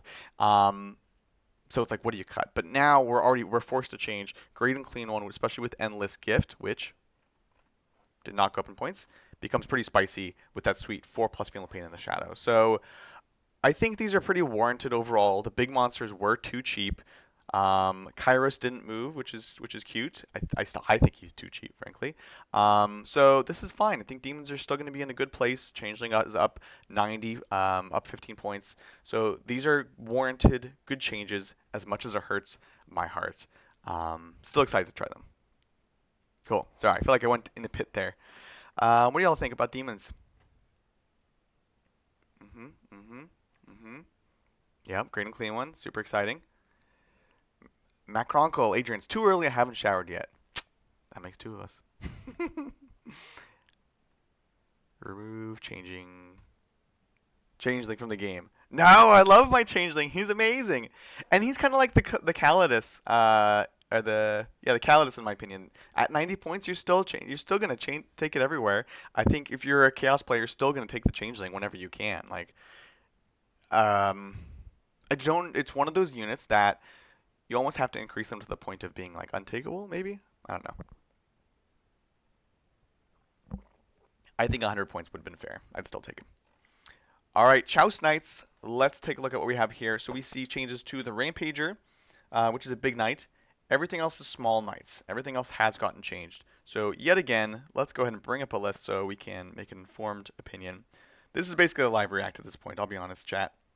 There's too much stuff to dig through, so we're just doing it now. I want to thank everyone for showing up and joining me on this early AM in California. I know that for you people in the UK, this started at like 3 p.m. So enjoy your tea time. Appreciate it. Leave a like and subscribe if you're enjoying it. If this is helpful, this is a new and different thing. Obviously, you can tell by the background. But if you want more of this timely content, let me know. We're always looking for feedback. All right, so we've got brigands that were at 150 up to 160, executioners 135 up to 150. Makes sense. So we're seeing points increases on the small knights. The Rampager, I can only assume, is getting a decrease. Rampager, now 395. So down 15. Okay, so we're down 15 on the Rampager, up by about 15 points on the small knights. I'm a little conflicted about this. We know the Titanic saw a nerf. We saw a towering change, which is a two-way street, but we also saw they can't Overwatch anymore, which is a hit. And on top of this, we're seeing points increases. I don't know. I'm a little nervous for Chaos Knights. I think they were, depending on who you ask, they were in middle of the pack. Some people would say they needed a bit of help. They did not get it. In fact, they only got nerfed basically. So I think they might be hurting a bit. Yeah. Yeah, brigands are poorly internally balanced. Yeah, I think that's a great point. They're just so much better than everything else. You're gonna take You're going to take as much as you can, basically. 160 points is fine. Like, I think in a vacuum, these points are fine. But relative to like where they were, right? It's not like they were performing super high, and then we're basically just seeing points increases across the board here. So I'll be honest, Chaos Knights, one of those armies I'm a bit nervous for. They are getting helped by the fact that Eldari are getting nerfed because that was a brutal matchup. Um, but overall, I'm not super positive about these Chaos Knights changes. Oh yeah, Knights can't Overwatch. Sorry. If you're Titanic, no more Overwatch for you. It is rough. Oh my goodness, Tabletop Titans, but hey, we don't have any Titans. Thank you so much for 20 gifted memberships. Thank you. This is the first time I'm seeing the icon for that account. It's beautiful, beautiful. So thank you so much for this. Let's get some Emperors in chat for Tabletop Titans. But hey, we don't have any Titans. Thank you. I'm losing my voice. This is a lot of speaking. Normally I can bounce things off of someone, but there's no way I was gonna get anyone else up this early. Look at those green names. Greatly appreciate it. Thank you, thank you, thank you. Alrighty then. Definitely check out all those new members. Check out Tuesday's game. We did play the new Tyranids for the first time on the channel. We played the Vanguard detachment.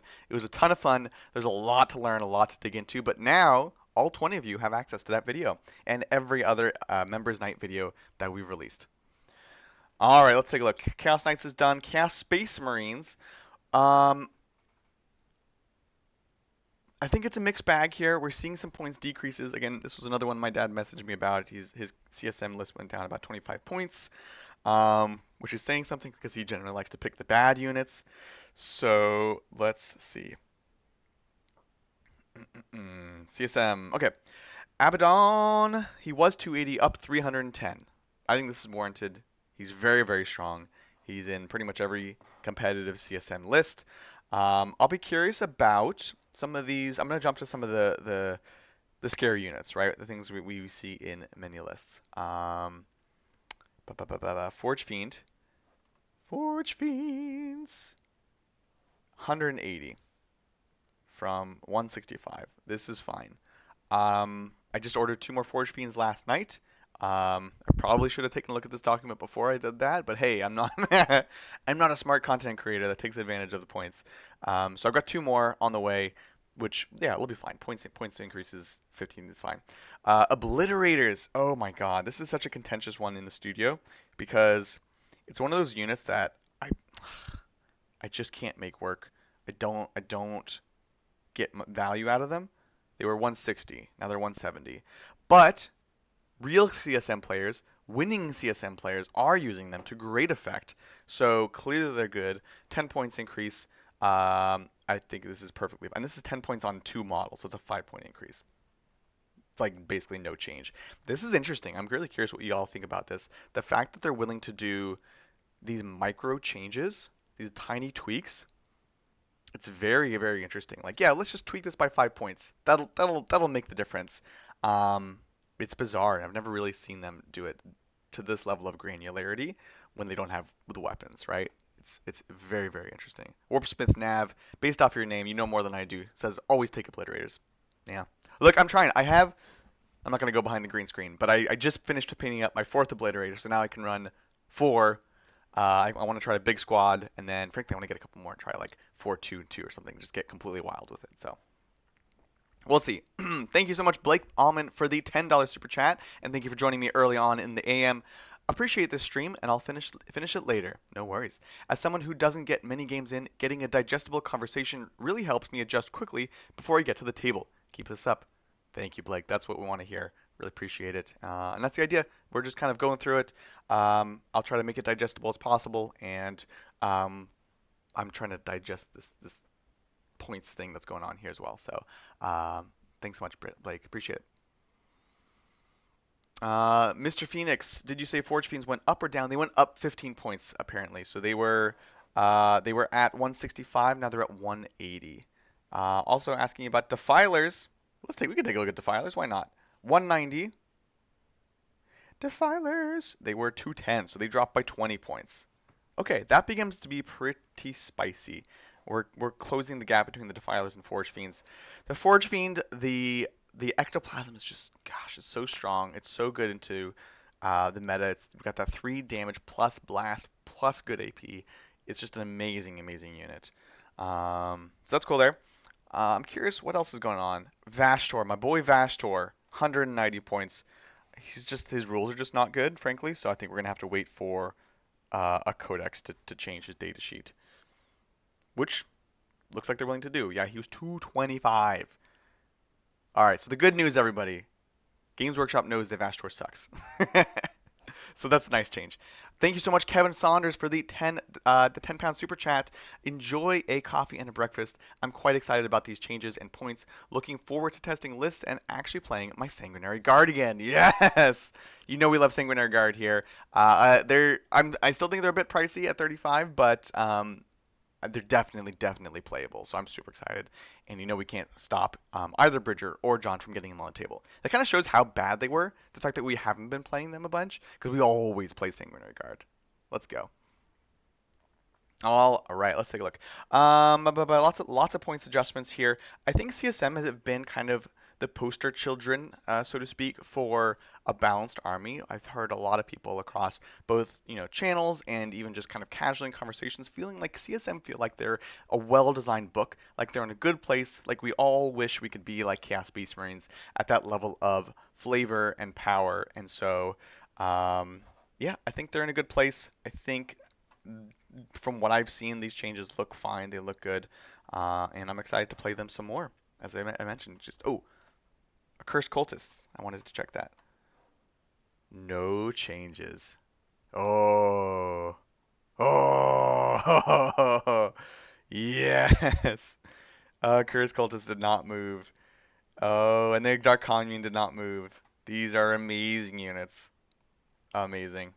I am super excited. Nick Nadavati running 3 blocks of a Cursed Cultist with the Dark Commune and Forge Fiends. And let me tell you, I think this is the way to go. I played against this a couple weekends ago at Mark Merrill's birthday, and I lost with my GSC to it. I just could not dig into it enough. So glad to see that list is still kicking. Got my buddy Alex Hawley saying Warp Talons dropped 30 points. Yes, much deserved. I'm excited for the utility there. What does that put them at now? Warp Talons 100 for 5? Okay, now we're cooking. Now we can start doing stuff. I'm into it. Yeah. Yeah, definitely. Mr. Phoenix as well. Definitely playable. Cool. This is great. I feel good about CSM. I think we agree. Yeah. Feeling positive. We're back into Space Marines land here with Dark Angels, which Art of War has pinned as the best Space Marine faction. I have to agree. Keep in mind they're talking about playing them with the Gladius Strike Force, so largely it's things like running a block of Deathwing Knights, and then Space Marine stuff around it, which I also played this weekend. It was a very close game. It was awesome. The Deathwing Knights with -1 damage and 3 damage in return. Oh my gosh, it's just brutal, especially into big demons. So funny enough, they did not move at all. We saw some adjustments. The Deathwing Terminators, 200 for a squad. I believe that is a points reduction. I think they were like 220 or so. That's great. Azrael, the Lion. I'm blind. There it is. Okay. Lionel Johnson, 380 points. So he's the same. That's fine. Ravenwing Knights, Ravenwing Command. Makes sense. They all needed reductions. This is good. Vengeance also didn't move. Okay, so the units that people are taking, which is the Vengeance, which is the Knights, didn't change. Perfect. And the units that people are not taking, which is basically anything else, went down. Awesome. I love it. These are great changes. Beautiful. Death Guardium Leviosa. A bunch of red here. I'm going to tell you, it's all points decreases. Actually, no, yeah, it's all points decreases. There are certain things that maybe didn't need points decreases, such as the Plague Verse Crawler. This unit that has just never been bad in the history of anything ever saw some points decreases. But hey, it's Death Guard. They needed it. We are seeing these Death Guard characters getting cheaper and cheaper by the day, approaching Dialogist levels, which is good, because frankly, their rules suck. So we talked a bit about Death Guard points earlier. Overall, just big drop. Oh my. It's too early for this slate. Thank you so much for 20 gifted Tabletop Titans memberships. Is that a picture from this stream? Oh my god. Oh my goodness. Thank you so much for the 20 gifted memberships. Let's get those gray names out of here. 20 more gifted subs, and let's get some emperors in chat for it's too early for this slate. I definitely agree.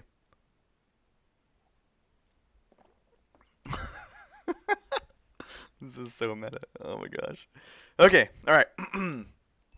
The dangerous part is I'm running out of coffee, and that's when you better be worried. So Death Guard. Overall, bunch of points decreases. Would love to see numbers on that. But y'all want to see a preview of the list tonight? Let's take a look. I haven't seen it. I saw John and Bridger discussing it. Let's see where they ended up. Death Guard, Death Guard. Okay, okay. All right. At risk of breaking everything, I'm gonna try to pull this over into this tab. All right. Water changes everything. Beautiful.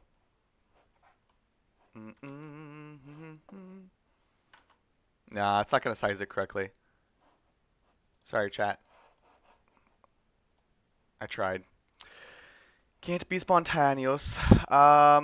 But I'll tell you what's in it. We've got a Tallyman with 5 Plague Marines, Lord of Virulence with 6 Death Shroud, Sorcerer Terminator with 10 Blight Lords, Typhus with 20 Poxwalkers, Morty, Plague Marines, 5 Plague Marines, Plague Burst Crawler, Plague Burst Crawler, Plague Burst Crawler. Interesting. I mean, there's a lot of stuff. There's a lot of stuff. I'm curious to see how it does going into the new NIDS. Join us tonight for that. I messed up all my windows.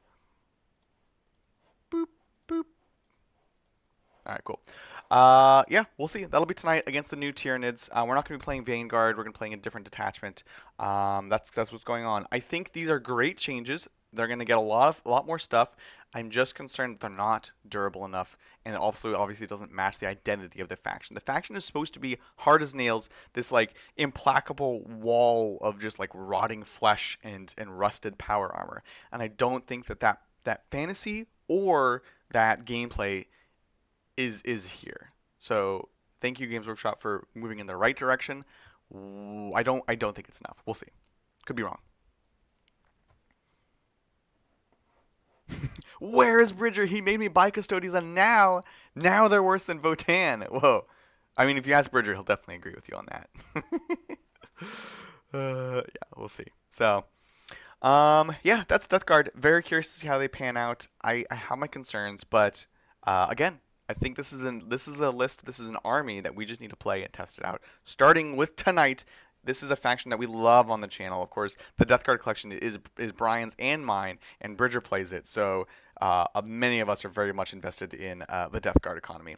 Death Watch, moving right on down, we see the Death Watch veterans, we see the Proteus kill team, the Spectres kill team, and the veteran bike squads all see points changes. I can only assume that the Death Watch veterans have gone up in points and the other ones have gone down in points because the Death Watch veterans are the only things that people were running. And doing decently as far as Space Marines go, right? So I think that's fine. Again, I'm going to go ahead and pull up a list here just to get some specifics. Death Watch. Now keep in mind, Death Watch seeing several nerfs. They are going to benefit from a lot of the Space Marine generic Space Marine reductions, but their stratagems did take a hit. And then now, of course, Death Watch veterans, I'm sure, are going to be going up in points. Watch, I'm going to pull it up and they're going to go down. Here we go. Other data sheets. Boom. Veterans. Ba-ba-bum. Death Watch. Mm-mm-mm. Is it not other units? Oh, it is Battle Line. 100 points.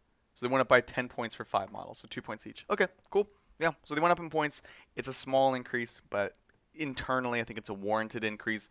This book needs a lot of internal balancing to help encourage people run anything other than the Death Watch veterans. So that's a thing for sure. Proteus up 15. Interesting. Okay. Spectrus down 5. Thanks, Steven. Really appreciate these updates. And then the bike squad's down 5. Okay, so again, these tiny tweaks are very interesting. I'm really not sure why what they're doing with this, but they are. So not a ton to say about Death Watch, but I think largely they make sense. Drukari, where's the Ravager? Where is it? Oh, that's a little preview.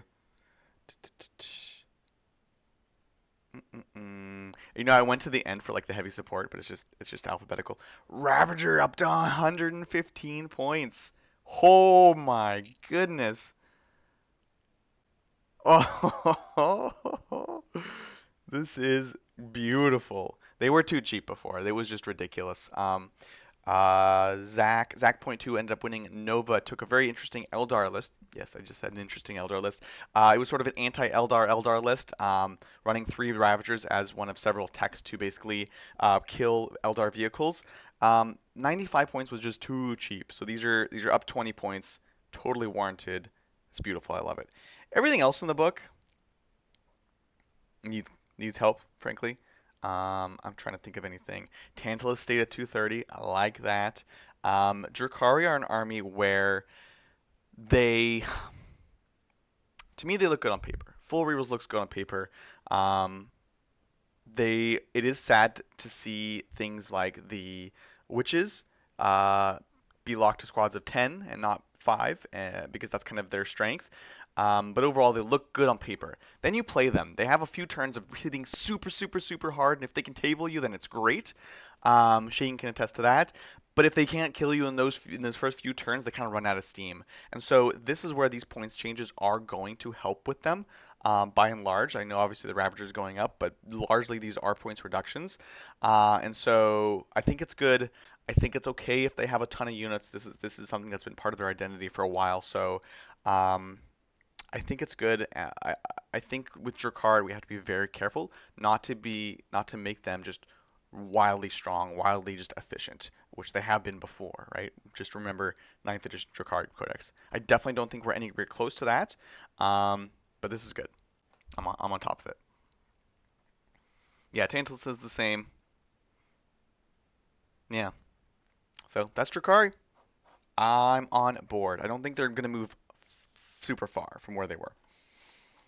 The Gene Stealer cults. Here we are.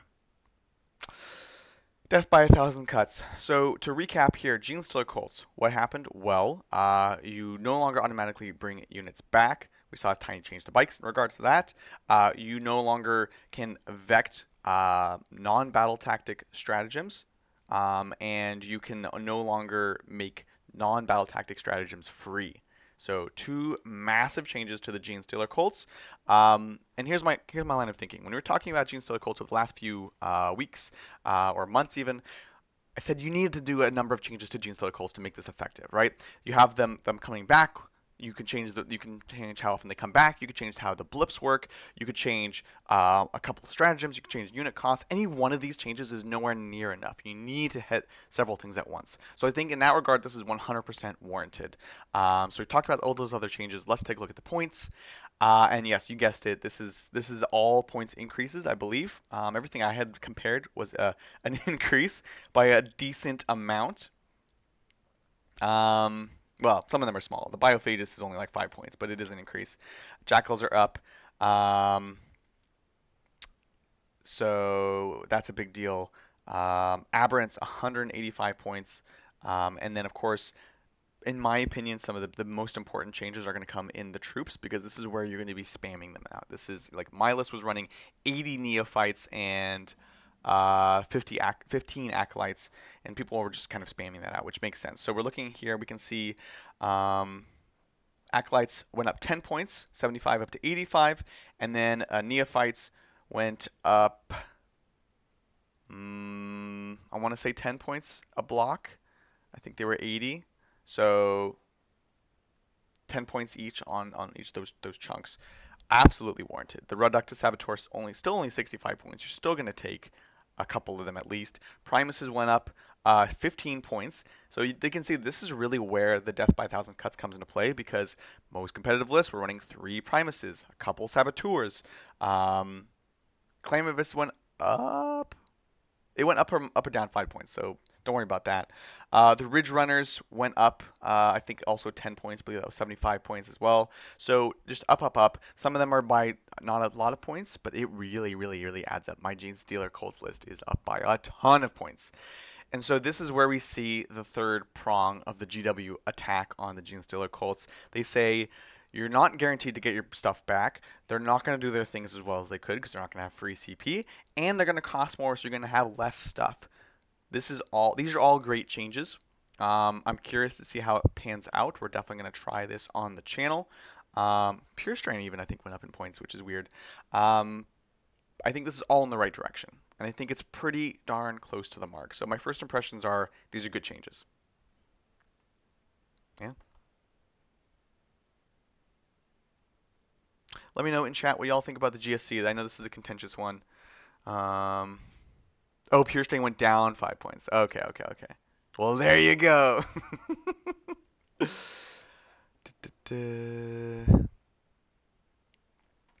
Fat and Fit Dad had a question about re-rolls. You know, let me know like a specific page number or paragraph, and we can see where that is. Because the commentary is the thing I know the least about. Frankly, we didn't even get that ahead of time to kind of prepare for. So that's where we're at. Yeah, look, GSC buffed 5 point reduction on the Pure Strain. Let's go. What's up, Vino? Welcome to chat. I remember the days when the Tantalus was 220 points. The glory days. Yeah, I'll still take it though. I'll take this. And welcome Jay Summer to Captain. Thanks so much for joining us. All right, here we come to the Grey Knights. The Grey Knights are a faction that I am never afraid to admit when we were wrong. 10th edition launch, we said, oh, Grey Knights look awesome. They're going to be one of the top 3 factions. This uppy downy stuff is so, so strong. We weren't wrong about that last point. But the problem with Grey Knights is twofold. One, they can't kill anything that with high toughness, which I discovered this weekend when I played them. And two, they're so absurdly expensive. Their army is wildly elite. The Custodies are very elite, but they also are very, very durable. And until today, they were even cheaper than Green Knights in many regards. So here we're seeing many, many points reductions. A couple I want to take a look at in particular are things like the strike squads, the purifiers, and the terminators. And this I have not looked at yet. So let's see.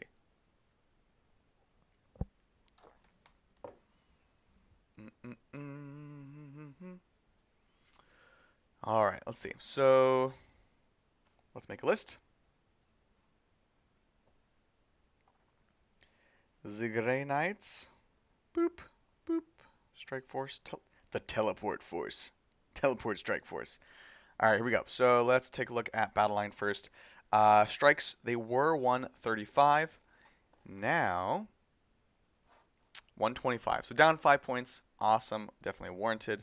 While we're on it, because I'm on the battle line page, Brotherhood Terminators at 225. So they went down 15 points for a block. Other units, Purifiers, went down 20 points. So big drop there. That's fantastic. And then Paladins, 255. So went down 30 points. This is great. These are big, big drops. And while we're here, so we're seeing some big chunks. The characters, I imagine, all saw a few drops. So Brother Captain down 5 points. Brother Captain Stern down 20 points. So big drops here, 5 to 10 points for characters. Librarian down 10 points. This is great. I think any Grey Knight players in chat, let us know how many points your particular list went down by. This looks substantial. It doesn't solve their biggest problem, which is killing tough targets. That still remains to be an issue, but I will say if you have points reductions, you can at least have more things to play the game and score with, which is a good thing. Ah. Yeah, I do need more coffee. It's tough. So that's Grey Knights. It's in the right direction. I don't think it's enough. Imperial Knights, again, a faction that saw only nerfs. Here we see the Helverins and the Wargleaves going up in points. Canis Rex, I actually don't know. Is this an uppy or a downy change? Let's find out together. Imperial Knights. Boom, boom, boom. Mm-hmm. Characters. Canis Rex. 490, down by 30 points. Ho! Ho ho ho ho ho ho. I love it. Welcome, Calcifer. Calcifer, not a green name. We need to fix that. Yeah, so again, minor changes. We're seeing some increases on the Helverins and the Warglaves. We're seeing big reduction on Canis Rex. So that's cute. Um, but again, as Melody points out, the Overwatch change is a big hit to them. So that's Imperial Knights. Another faction I'm very curious to see where they line up. The Leagues of Votann. Good news, bad news, folks. The good news here is Votann saw a ton of decreases. You can see every single unit here is red, and they're all decreases. The bad news is I think we once again don't even have 2K of Votann in the studio.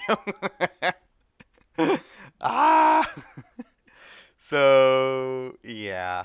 We saw the changes to Votann earlier. They get to pick four, whatever, Mega Grudgeon targets at the start of the game, where they get 2 Judgment tokens on them, and if they kill at least one of them, then they unlock the big well of command points, so that's a big buff. We're also seeing a bunch of points reductions here, which is another big buff. Actually, the Hecaton, is that one actually down?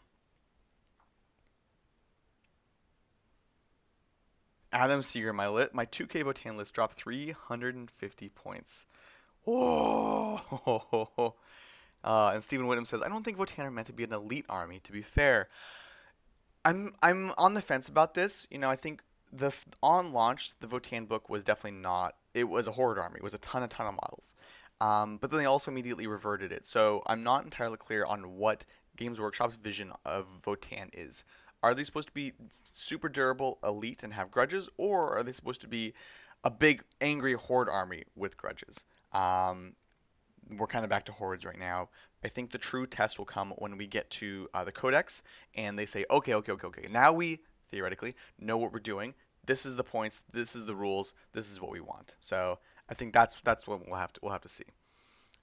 So that's the deal. Alrighty, that is Votann. I'm excited to get them on the table on the channel. This weekend I am picking up 10 more of the Hearth Guard, the Terminator equivalents, and 3 more of the Hearth, the Thunderkin. So we just had those built.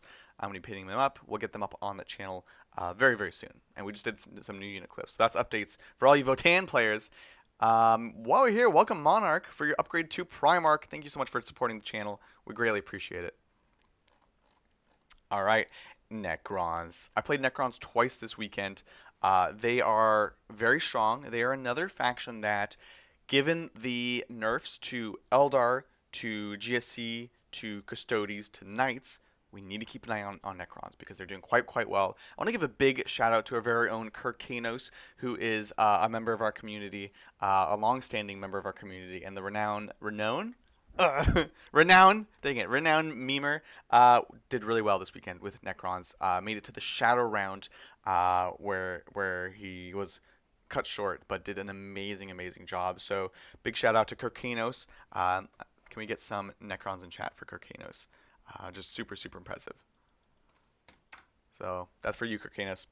Anyways, in light of this, we actually are seeing some points increases here on key units. This is another army I want to go ahead and bring up some points so we can compare. Keep in mind, of course, the changes to Titanic, the Overwatch changes. So Bridger can no longer Overwatch with the Monolith and kill my Inceptors with devastating wounds. Just a monster. Absolute monster.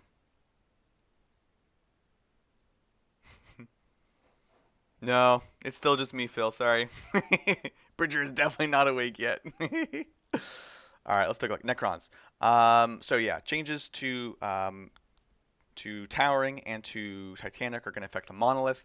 The Lich Guard have certainly gone up in points, but this is for my own benefit at this point. I'm curious how much they've gone up in point, because there's a few units that we are seeing taken over and over again. It's Lich Guard. It's the accompanying characters with Cryptomancer. We're seeing wow, I'm just totally blanking.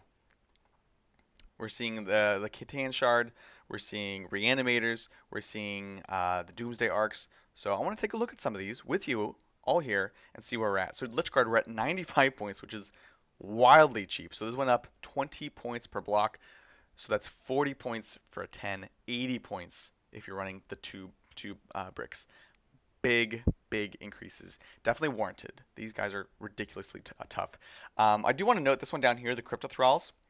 The Crypto Thralls, if you're a Necron player, do not feel bad for playing these, and do not feel bad for playing them this way at all, where the way that they're written, they become part of the Lich Guard or Warrior Squad, which means you can resurrect them. Which means if you're trying to kill this squad in like different chunks, if they get a chance to reanimate, they're always reanimating these Crypto Thralls. They're always getting that 4-up Feeling the Pain, which means they're always ridiculously tough to kill.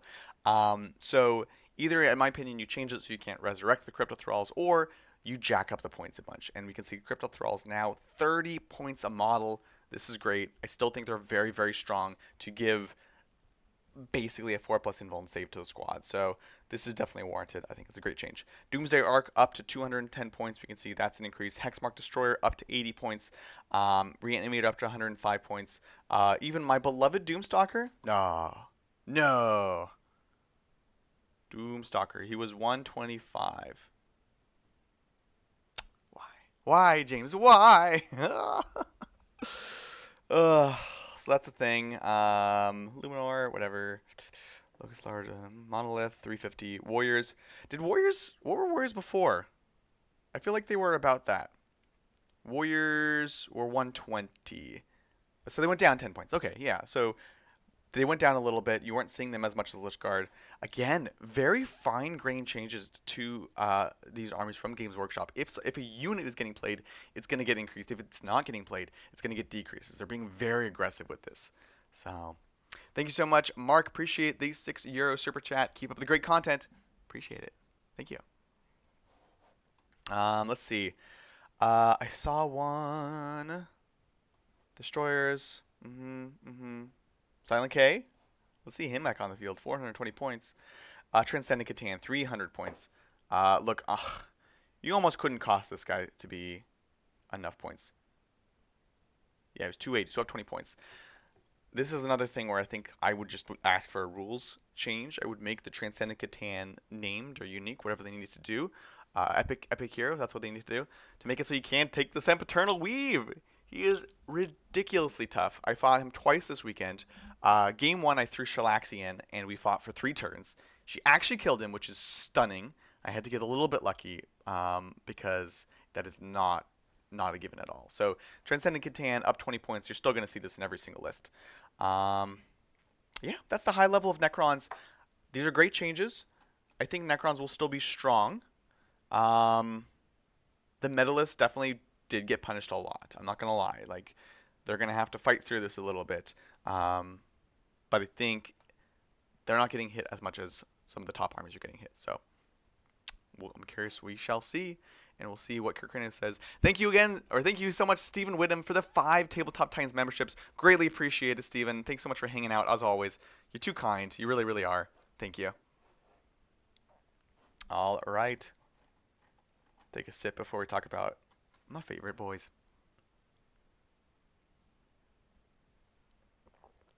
It's running low here, folks. It's running low on the coffee. All right. Orcs. So orcs I know are a faction that Games Workshop has their eye on, in the sense that they are borderline. I mean, Brad Chester took orcs this weekend to Nova, did quite well with them actually, and they are kind of an anti-meta pick in several regards. They don't care too much about Eldar. Eldar are great at killing big targets. Orcs don't have any big targets. They have a lot of teeny tiny targets that run around and score things. They have Mazrog, but Mazrog is also very unreliable to kill. In some ways, even more so now that Devastating Wounds. It's actually the same for him. Never mind, take that back. But anyways, they're well equipped to go into some of the meta armies. Even GSC, it's very awkward to fight orcs because they also like to kill single big targets. Orcs are a bunch of tiny units. They'll tag you up. They'll cause a problem. They'll kill you in melee. So they're super exciting army, and that's kind of why I want to preface the mentality that we might be looking at going into orcs. So let's take a look. Beast Boss went up 10 points, was 90 points. Seems slightly out of the blue, but I think it's actually pretty insightful of Games Workshop here. Beast Bosses are amazing. Again, Brad was running a couple, maybe even 3 of them this weekend because they're fantastic anti-monster, anti-vehicle units, which can go straight to the devastating wounds. Got a little bit weaker, again, in that regard. But I think because they're going into single big targets, it's not as big of a hit, right? This is a devastating wound weapon that actually wants to be going into single big targets. So it's not the end of the world. We see some things up, we see some things down. I wanted to talk about some of the surprising ones for me.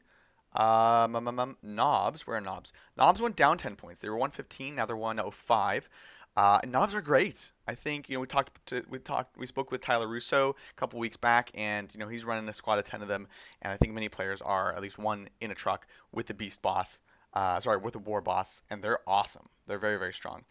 Captain Badruck, I want to take a look at because Flashgits are a unit that I'm very interested in.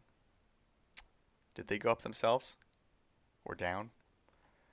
Flashgits are the same. So Badruck, I'm curious what Games Workshop's take is on Badruck. Oh, literally just came up in chat. Down 15 points. Okay, interesting.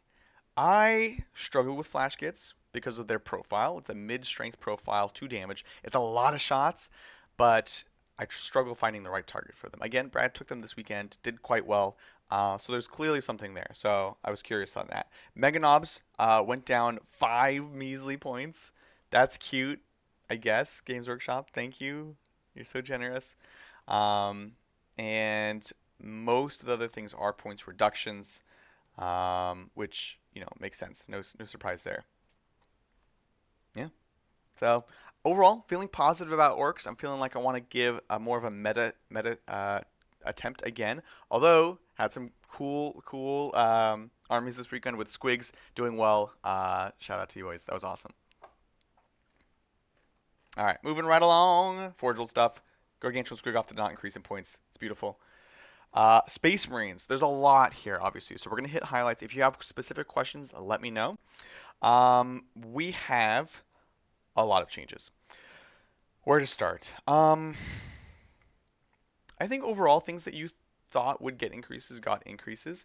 So not the land speeder, the Lancer somewhere.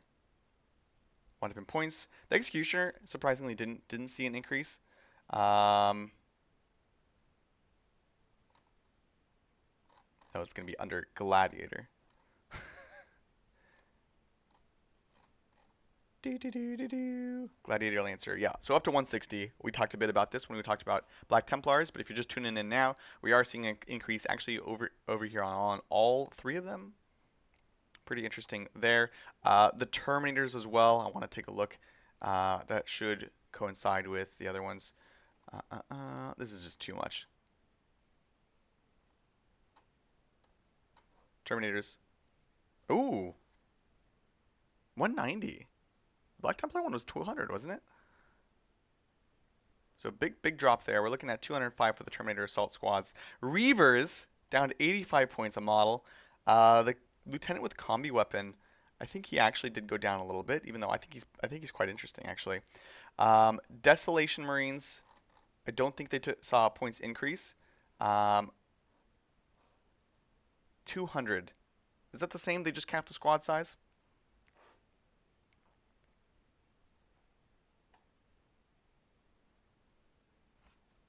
The Brutals went down 50. What? That's amazing. Ho ho ho ho ho. That's awesome. Amazing.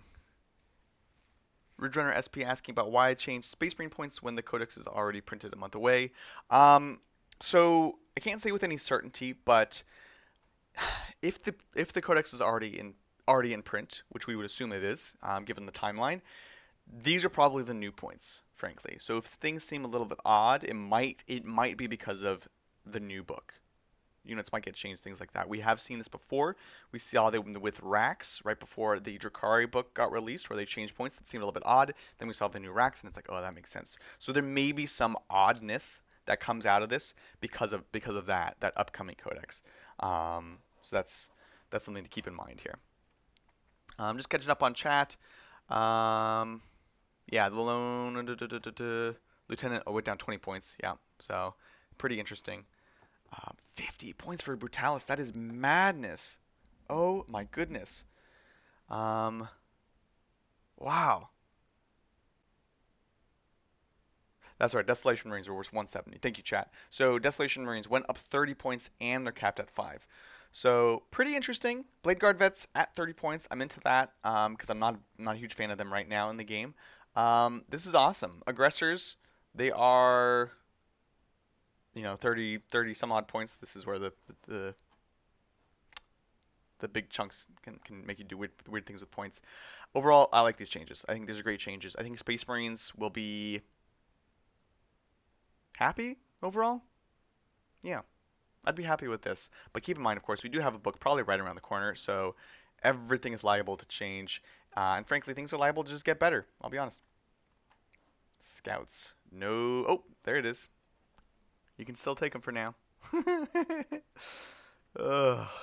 Yeah, aggressors down 10 points. I really like aggressors. I need to paint some up for mine. Space Wolves. Let's take a look. Thunderwolf Cavalry now 30 points a model. I love it. Give me those points reductions all day on those Thunderwolf Cavalry because still underrated unit. I think they're fantastic. A couple of the cheap units went about as cheap as they are already, so they're not going to be changing again. Largely, again, we're seeing points reductions. Wolfen, how the mighty have fallen. 80 points for 5 Wolfen. I mean, I guess they are pretty durable. I don't know. 5 Wolfen. That's like 4 Blade Guard. Yeah. I don't know. I don't know if you can make me feel good about Wolfen anytime soon. Bjorn is at 180 now. Wolfguard Terminators. So this is kind of the midpoint, right? We saw regular Terminators at 190. We saw Black Templars are at 200. Wolfguard Terminators right in the middle. I like the Space Wolf ones. I think they can get some cool benefits, so I'm on board for that. And Murder Fang is 170, which is a slight reduction. Okay. I think these are fine changes. I'm happy about them overall. So, yeah, Bjorn, 40 points. I want to take Bjorn. I really, really do. We will on the channel for fun, for cools. But I'm not entirely sure. They need more effective Thunderhammers. Yeah, they do. Yeah, they do. The whole relic change, weapon change, I think the Thunderwolf Cav came out on top as far as that goes. I think Vanguard veterans got hit the hardest, obviously. I like that the Thunderwolf Cavalry at least get the +1 damage on the charge back. Um, but at that point, you could just change the whole profile to be 2 damage. Like, why not? We have Grey Knights have that, right? All their halberds as well as their hammers are all just the same profile now. So I felt like they could have done that here and just said they're all 2 damage. But whatever. It is what it is. I'll take the points reductions again, at least until we get a book. Here we come to the Tau, who saw no rules changes other than arguably the Taunar and the Storm Surge getting the new Tau ring changes, which is it's kind of neither here nor there. It's probably mostly a hit for them, but they can at least hide from their natural predators.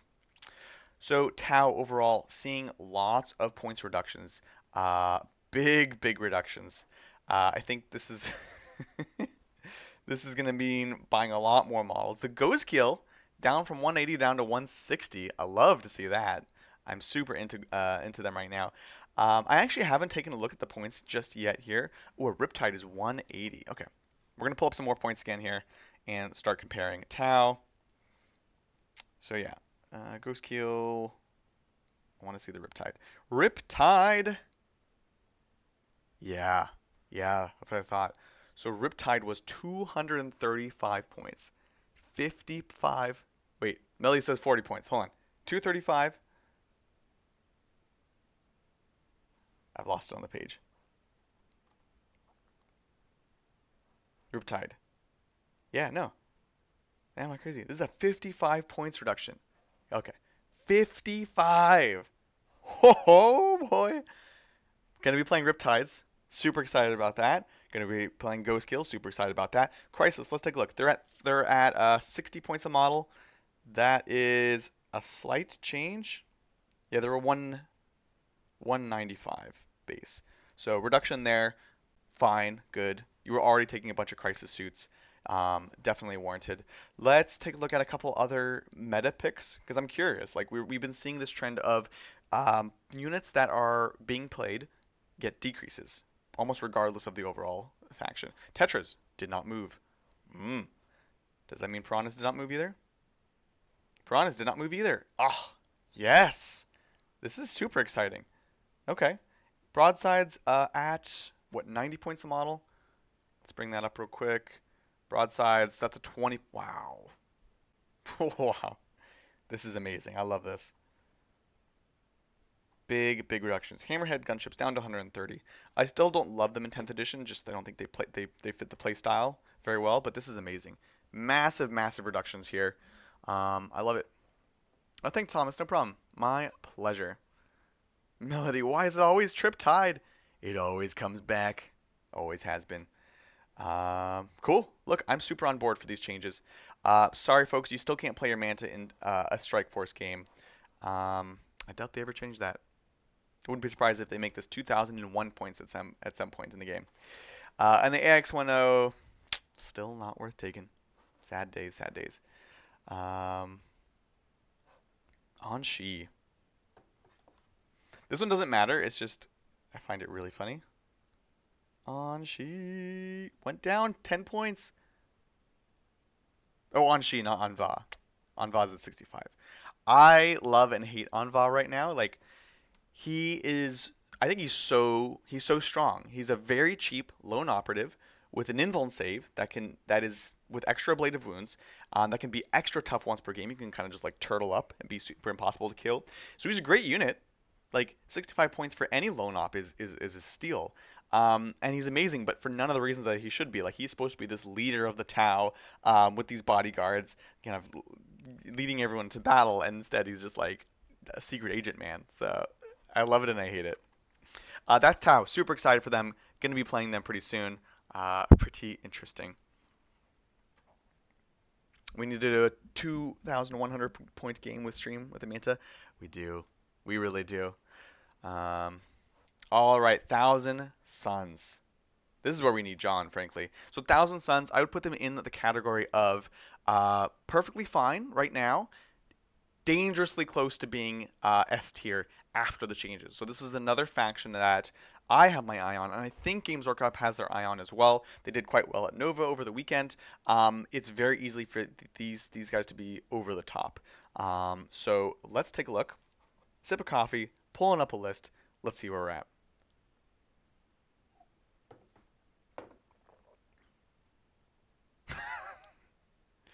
I'm gonna ignore the John comments in stream. Okie dokie, boom boom boom. Thousand Suns, Strike Force, Cult of Magic, boop. Okay. Let's work our way down a bit. I want to be relatively comprehensive for your benefit, but also my own, because I'm not really familiar with these changes. Armon went down 20 points. On disc, he went down. Math is hardy har har. 25 points. Funny thing about Armon and disc is, um, and someone just recently told me about this. The Armiger Helverins have anti-fly 2, and when Armon and disc joins a squad, it's anti them 2 plus. So that's amazing. Sorcerer went down 10 points. Infernal Master, jeez, went down 30 points. No, I have that wrong. Sorry, went down 15 points. One more time. Went up 15 points. Okay, cool. I was starting to get worried that these are all just decreases here. Okay. Battle line. Rubrics were at 95. Now they are at 105. Okay, good. They can see which way the wind's blowing. Let's take a look at the other units. Terminator's always something that's interesting. Mutalith Vortex Beast. Mutalith Beast went up 20 points. The Scarab Terminators went Ba-ba-bum. 215, so up 10 points. Okay, good, good, excellent. This is about right, I would say. I think they need light points increases because they're already quite strong and they're in danger of being too strong after this. I think even with these changes, I don't think this is gonna massively change your builds.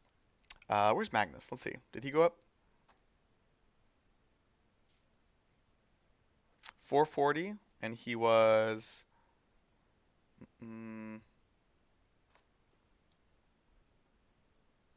where would he be under characters? Characters. He was 410, so he went up by 30 points, which he is the mainstay of the army. It's a little bit odd. Oh, thank you, Kevin. 30 points. Um, he's kind of like Be'lakor. If you're gonna play Thousand Sons, you kind of need to take him. So he's very, very strong in the army. So yes, he needs a points increase. On the other hand, it's like you kind of have to run him. So it's just a flat 30 points increase to every Thousand Sons army ever made, at least competitively. So overall, I'm on board for these changes. Let us know what you think in chat, especially if you are a Thousand Sons player. Um, no armor seems superfluous now with the dev wounds changes. No, I think it still has value. I think it's still going to be very strong into certain factions, and they're not going to be leaning onto those devastating wounds. But it is kind of like the same effect now. Oh, and the free strat changes. Oh, great point, time guy. That is a big change. This is an army that love to do that. They love to be able to overwatch twice if they can, which they can no longer do.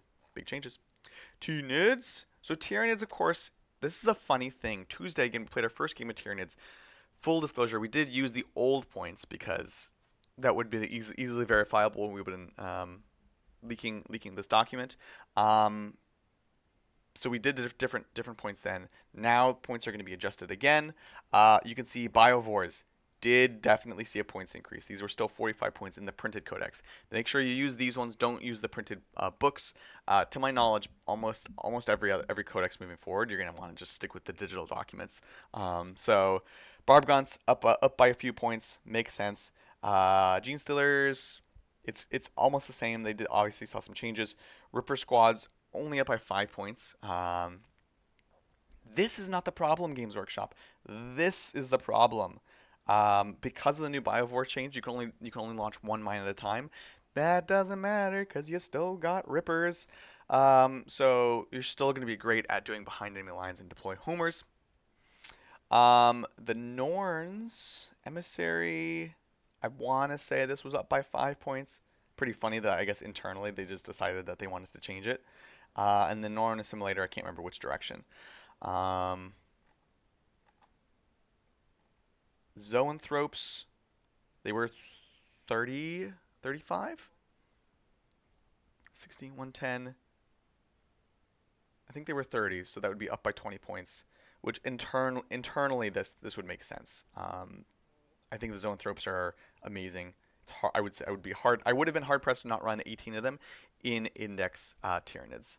So Um, we are seeing some changes to the big monsters. Scythe Howardill's at 330, Barb's at 340. Okay. I mean, there's nothing super wild here. Elictor 60. That's only like plus or minus 5 points. So it's basically a non-change. Parasite and Mortrex, again, that's a change within like 5 or 10 points. So not many changes except for the Biovores here. That's probably the single biggest change that you're going to see in bulk. The last thing I want to look up for Tyranids is Swarmlord, and the Flying Hive Tyrant, Winged Hive Tyrant, because these all just got devalued, right? The ability to make a stratagem cost 0 CP is much more devalued now. You can only do it on battle tactics stratagems. So let's go ahead and pull that up and see which direction that is. Unless chat beats me to it. Do you think Swarmlord is still valuable? 45 points on the train effects. Oh, that unit was too good though. Also, although again, I think gets hit by some of the Overwatch stuff. Did they have a way to double Overwatch? All right, Swarmlord. Swarmlord, 250 points up to 270. Yeah, 20 points. I think for a model that you're only going to be taking one of, 20 points shouldn't be making or breaking your list. So that's fine. And then the Winged Hive Tyrant is 195 up to 210, so that's a 15 points increase. Same kind of deal. Um, I think you're not gonna cut them from your list because of the points. I think if anything, you're gonna cut them from the list because the zero CP, the CP refund, and the Vect are both inherently devalued now. So that's the reason I would consider not taking them, not because of these points. That's just that's just whatever. So that's that. That's Tyranids. Oh, thanks, Kevin. Appreciate it. Try to wake up more often like this. Look, like I said, if you want to see more of this, go ahead and like, subscribe.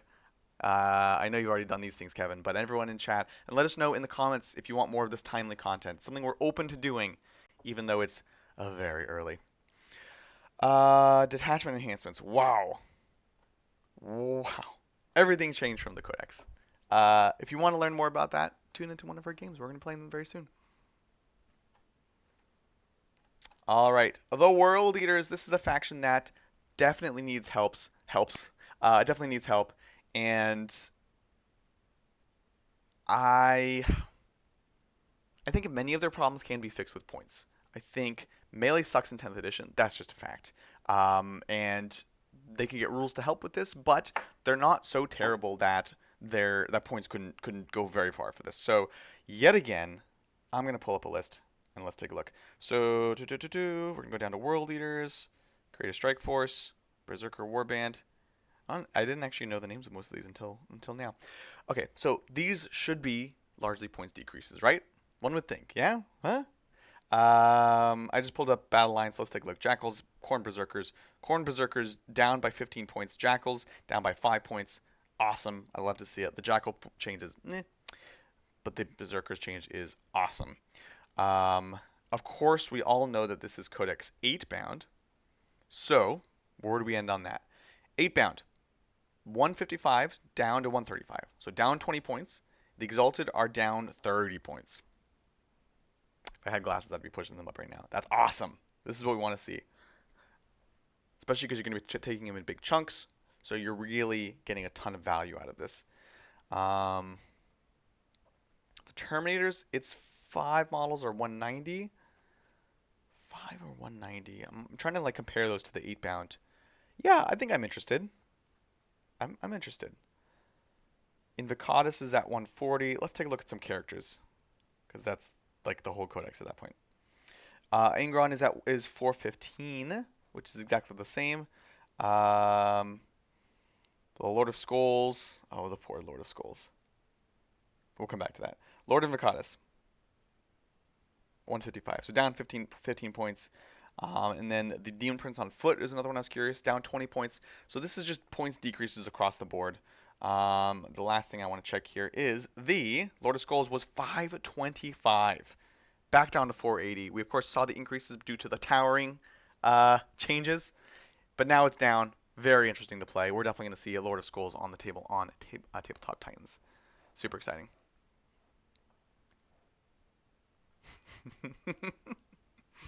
Custodes got increases because they were the only good melee faction. You just can't let melee be good.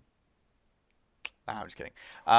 They had ways of they are amazing in melee, but they don't need to melee. They can just sit on a point and tank and force you to come to them. World leaders don't have that benefit. They're just not tough enough. You can shoot them off the point, and there's nothing bad that's really going to happen to you. So that is the main difference between world leaders and custodes. Yeah, that's world leaders. I'm excited for them. I'm definitely curious to see what Willow thinks. If you're in chat, Willow, this is good. These are great changes. I'm excited to play them on the channel. I think we still need to get more 8-bound. Oh my god, we did it. We did it. My goodness. That is the changes. There is, of course, the commentary. If you have a specific thing you want to go over with that, now is the time to speak your piece. I can jump to it, but we're not gonna go through it line by line. This is a thing that I really need to peruse it beforehand and make sure that I can make an informed opinion because we'll be here all day. So that's that. Willow is asleep. I get it. I get it. Tank Bust is down 25. Okay, and I also saw you said trucks up by 10. I think the trucks are fair. Tank Busta's also fair. I'm on board for that. So, super exciting stuff. Let me switch over. Boom. Oh gosh, I don't know if I like me in full screen. Only 2 changes in the commentary. Interesting. Comment says, I hope 8-bound aren't a must-have. Yeah, that's definitely my concern overall with the book. As I mentioned, it is Codex 8-bound, so that's kind of an internal balance issue, which they can kind of fix with points. But I think 8-bound have the rules that the army needs, right? They have movement, they have durability. I really like the dynamic of like one gives rerolls to wound, one makes them tougher. So I like that design, but they need to help berserkers and jackals have more purpose. I think they could have made jackals even cheaper, honestly. I think that's my opinion. Um, Eligible to shoot vehicles with bases. Okay, okay. Ooh, what did they change with eligible to shoot? Did they just kind of clarify? Tell me they didn't make it so you need a shooting weapon to do actions. Interesting. Yeah, let's take a look. Let's take a look in the bookin. Can we just Control F? Mm-hmm. That's eligible target. Eligible to shoot. Unless the rule specifically states otherwise, units that have shot are no longer able to shoot until the start of the next phase. Unless a unit advances or falls back this turn or is locked in combat, is eligible to shoot even if no model. Okay, cool. Yeah, awesome. Great, great, great. And Escape. Thank you for that. Saved 185 points on the Grey Knights list. Amazing. And Melody's a Death Guard went down 245. Ah! I love it. This is my favorite time of the game when we get these updates because no matter what, everything is different. We're gonna go out, we're gonna play games, we're gonna experiment. Definitely let me know in chat. Let me know in comments what you think of these changes. Are they great? Are they in the right direction? Did they miss the mark? Are there things that are just not gonna work? Is this enough? I am telling you for a fact, Games Workshop knows that they had to swing big on this change. They know that we are not happy about the state of the game, but we're willing to give them a chance, and we're expecting big things from this. So they know they have to kind of hit it out of the park here. So let me know. Do you think they did? Did they not? Before we close on out, of course, lots of stuff coming out later today. Tonight, 6 p.m. Pacific Standard Time, we have another game. We have, of course, the new Tyranids playing with a bunch of the new models. We had an absolute paint marathon. Big shout out to the people who helped. We had Bridger and Lindsay building. I had Mel and Lindsay helping me paint. We've got the new Nids. They are here, and it's a ton of fun. So it's going to be Tyranids versus new Death Guard, John versus Bridger. And of course, most importantly, tune in on Saturday. We have the launch of our new Kickstarter for Titans Terrain 2. We have 4 new boxes. It's going to be awesome. They're absolutely beautiful. We learned a lot from our first go around. So these are better than ever. You're going to want to check it out. We're going to be doing 2 games starting early at 9 a.m. Pacific Standard Time. With that, I got to press all the buttons here.